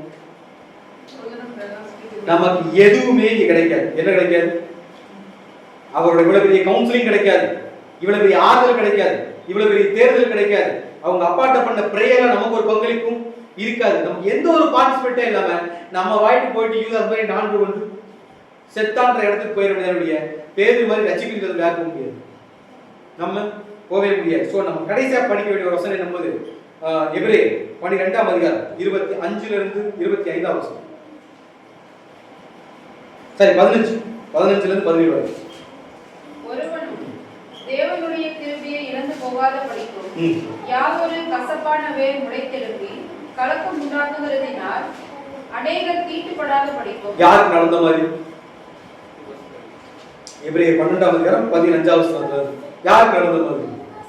யூதாஸ் நடந்த மாதிரி. ஒருவனும் தேவனுடைய கிருபையை இழந்து போகாத படிக்கும் யாதொரு கசப்பான வேர் முளைத்தெழும்பி கலக்கம் உண்டாக்குகிறதினால் அநேகர் தீட்டுப்படாத படிக்கும். ஒருவனும் வேசி கல்லனாகவும் ஒருவேளை போஜனத்துக்காக தன் சேஷ்ட புத்திர பாகத்தை விற்று போட்ட ஏசாவை போல சீர் கெட்டவனாக இராதபடிக்கு எப்படி இருக்கு? இங்க ஏசாவை தூக்கி யார் பேர் போடலாம்? வெறும் 30 வெள்ளிக்காசுக்காக ஆசைப்பட்டு 3 வருஷம் லைஃப் யார் தொலைச்சிட்டு? ஒரு அரை மணி நேரம் வெயிட் பண்ணி உட்கார்ந்து யோசிச்சுருந்தாரு, இது எல்லாத்துலயும் யாருக்கு பார்ட்டிசிபேட் கிடைச்சிருக்கும்? அவரும் இவங்க கூட நடந்து வந்திருப்பாரு. இந்த ஆலோசனையில் அவருக்கு கிடைச்சிருக்கும். கிறிஸ்து பண்ணுங்க பிரேயர்ல ஒரு இடம் யாருக்கு கிடைச்சிருக்கும்? அவருக்கு கிடைச்சிருக்கும். கிறிஸ்து கூடவே இந்த ஓட்டத்தை ஒரு மிகப்பெரிய வாய்ப்பு யாருக்கு கிடைச்சிருக்கும்? அவருக்கு கிடைச்சிருக்கும். ஜஸ்ட் ஒரு செகண்ட் அவர் யோசிக்காதனால இது மொத்தத்தை யார் இழந்து போயிட்டு. சோ ஒருவன் பேசிக் கல்லனாகும். பேசிக் கல்லன்னா ஏமாத்திட்டு தெரியாதீங்க உங்களையே நீங்களே. சோ பேசிக் கல்லனாகவும் ஒருவேளை போஜனத்துக்காக, அங்க 30 வெள்ளிக்காசு, இங்க ஒருவேளை போஜனத்துக்காக தன் தேஷ்ட புத்திர பாகத்தை விற்று போட்ட ஏசாவை போல சீர் கெட்டவனாகவும் இராதபடிக்கு எப்படி இருக்கு? அப்படி வாசிக்கலாம் 17. ஏனென்றால் பிற்பாடு அவன் ஆசீர்வாதத்தை சுதந்தரித்துக் கொள்ள விரும்பியும் ஆகாதவன் என்று தள்ளப்பட்டதை அறிவீர்கள். அவன் கண்ணீர் விட்டு கவலையோடே தேடியும் மணல் மாசத்தை காணாமல். அதுக்கப்புறம் அது யாருக்கும் கிடைக்கல. யாருக்கும் கிடைக்கல. யூதாசுக்கும் கிடைக்கல. ஒருவேளை நம்மளும் அப்படிதான் இருந்தோம்னா என்னதான் அதுக்கப்புறம் கட்டி உருண்டு பிறந்தாலும் என்ன கிடைக்காது. நமக்கும் மனம் மாறுதல் அப்படிங்கிற விஷயம் என்னெல்லாம் போயிடும், இல்லாமே போயிடும். சோ இதெல்லாம் நம்ம கிடைக்கணும்னா நம்ம செய்ய வேண்டிய விஷயங்கள் என்ன அப்படின்னு அதே 11 வாசிக்கலாம். எந்த சிற்றையும் தற்காலத்தில் சந்தோஷமாய் காணாமல் துக்கமாய் காணும். ஆகிலும் பிற்காலத்தில் அதில் பழகினவர்களுக்கு அது நீதியாகிய சமாதான பலனை தரும். எப்படி இருக்குங்களா? எந்த சிற்றையும் தற்காலத்தில் எப்படி இருக்காது? எப்படி இருக்காது? சந்தோஷமா இருக்காது. அது துக்கமா தான் இருக்கும். ஆனா அதுல பிற்காலத்தில் அதில் பழகினவர்கள், எதுல பழகினவர்களுக்கு? அடி வாங்கி திட்டு வாங்கி அவமானப்பட்டு பழகி கிறிஸ்துதான் உண்மையான அன்புன்னு தெரிஞ்சுக்கிட்டவங்களுக்கு அது நீதியாகிய சமாதான பலனை தரும். அதனால நீங்க என்ன பண்ணுங்க அப்படின்னு பார்த்தோம்னா வாசிக்கணும்.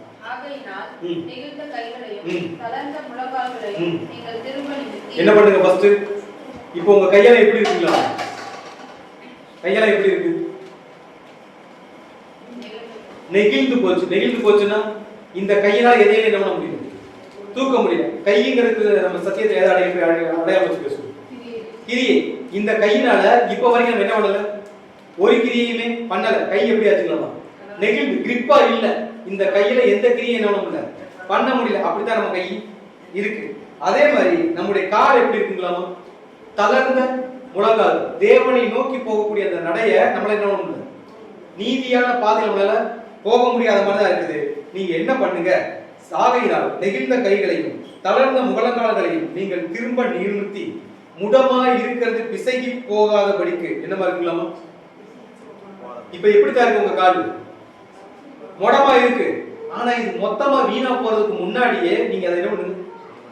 சரி பண்ணிக்கங்க. சோ முடமா இருக்கிறது பிசகி போகாமல் சொஸ்தமாகும்படிக்கும் உங்கள் பாதங்களுக்கு வழிகளை என்ன பண்ணுங்க? செவ்வை பண்ணுங்கள். இத பண்ணணும்னா கிறிஸ்து அவங்களுக்கு என்ன சொன்னாரோ அதே தான் நமக்கு 14ஆம் வசனம் வாசிக்கலாம். யாவரோடும் சமாதானமாய் இருக்கவும் பரிசுத்தம் உள்ளவர்களாய் இருக்கவும் நாடுங்கள். பரிசுத்தம் இல்லாமல் ஒருவனும் கர்த்தரை தரிசிப்பதில்லை. சோ அந்த நடைபயணத்துல கிறிஸ்து சீஷர்களுக்கு என்ன சொல்லி கொடுத்தாரோ இங்க எபிரேயர் நிருபத்தில் நமக்கு அதே தான் பண்றாரு. சோ நீங்களும் ஒருவர்கள் எப்படி இருக்கு? அன்பாய் யாவரோடும் சமாதானமாய் இருக்கவும் பரிசுத்தம் உள்ளவர்களாய் இருக்கவும் நாடுங்கள்.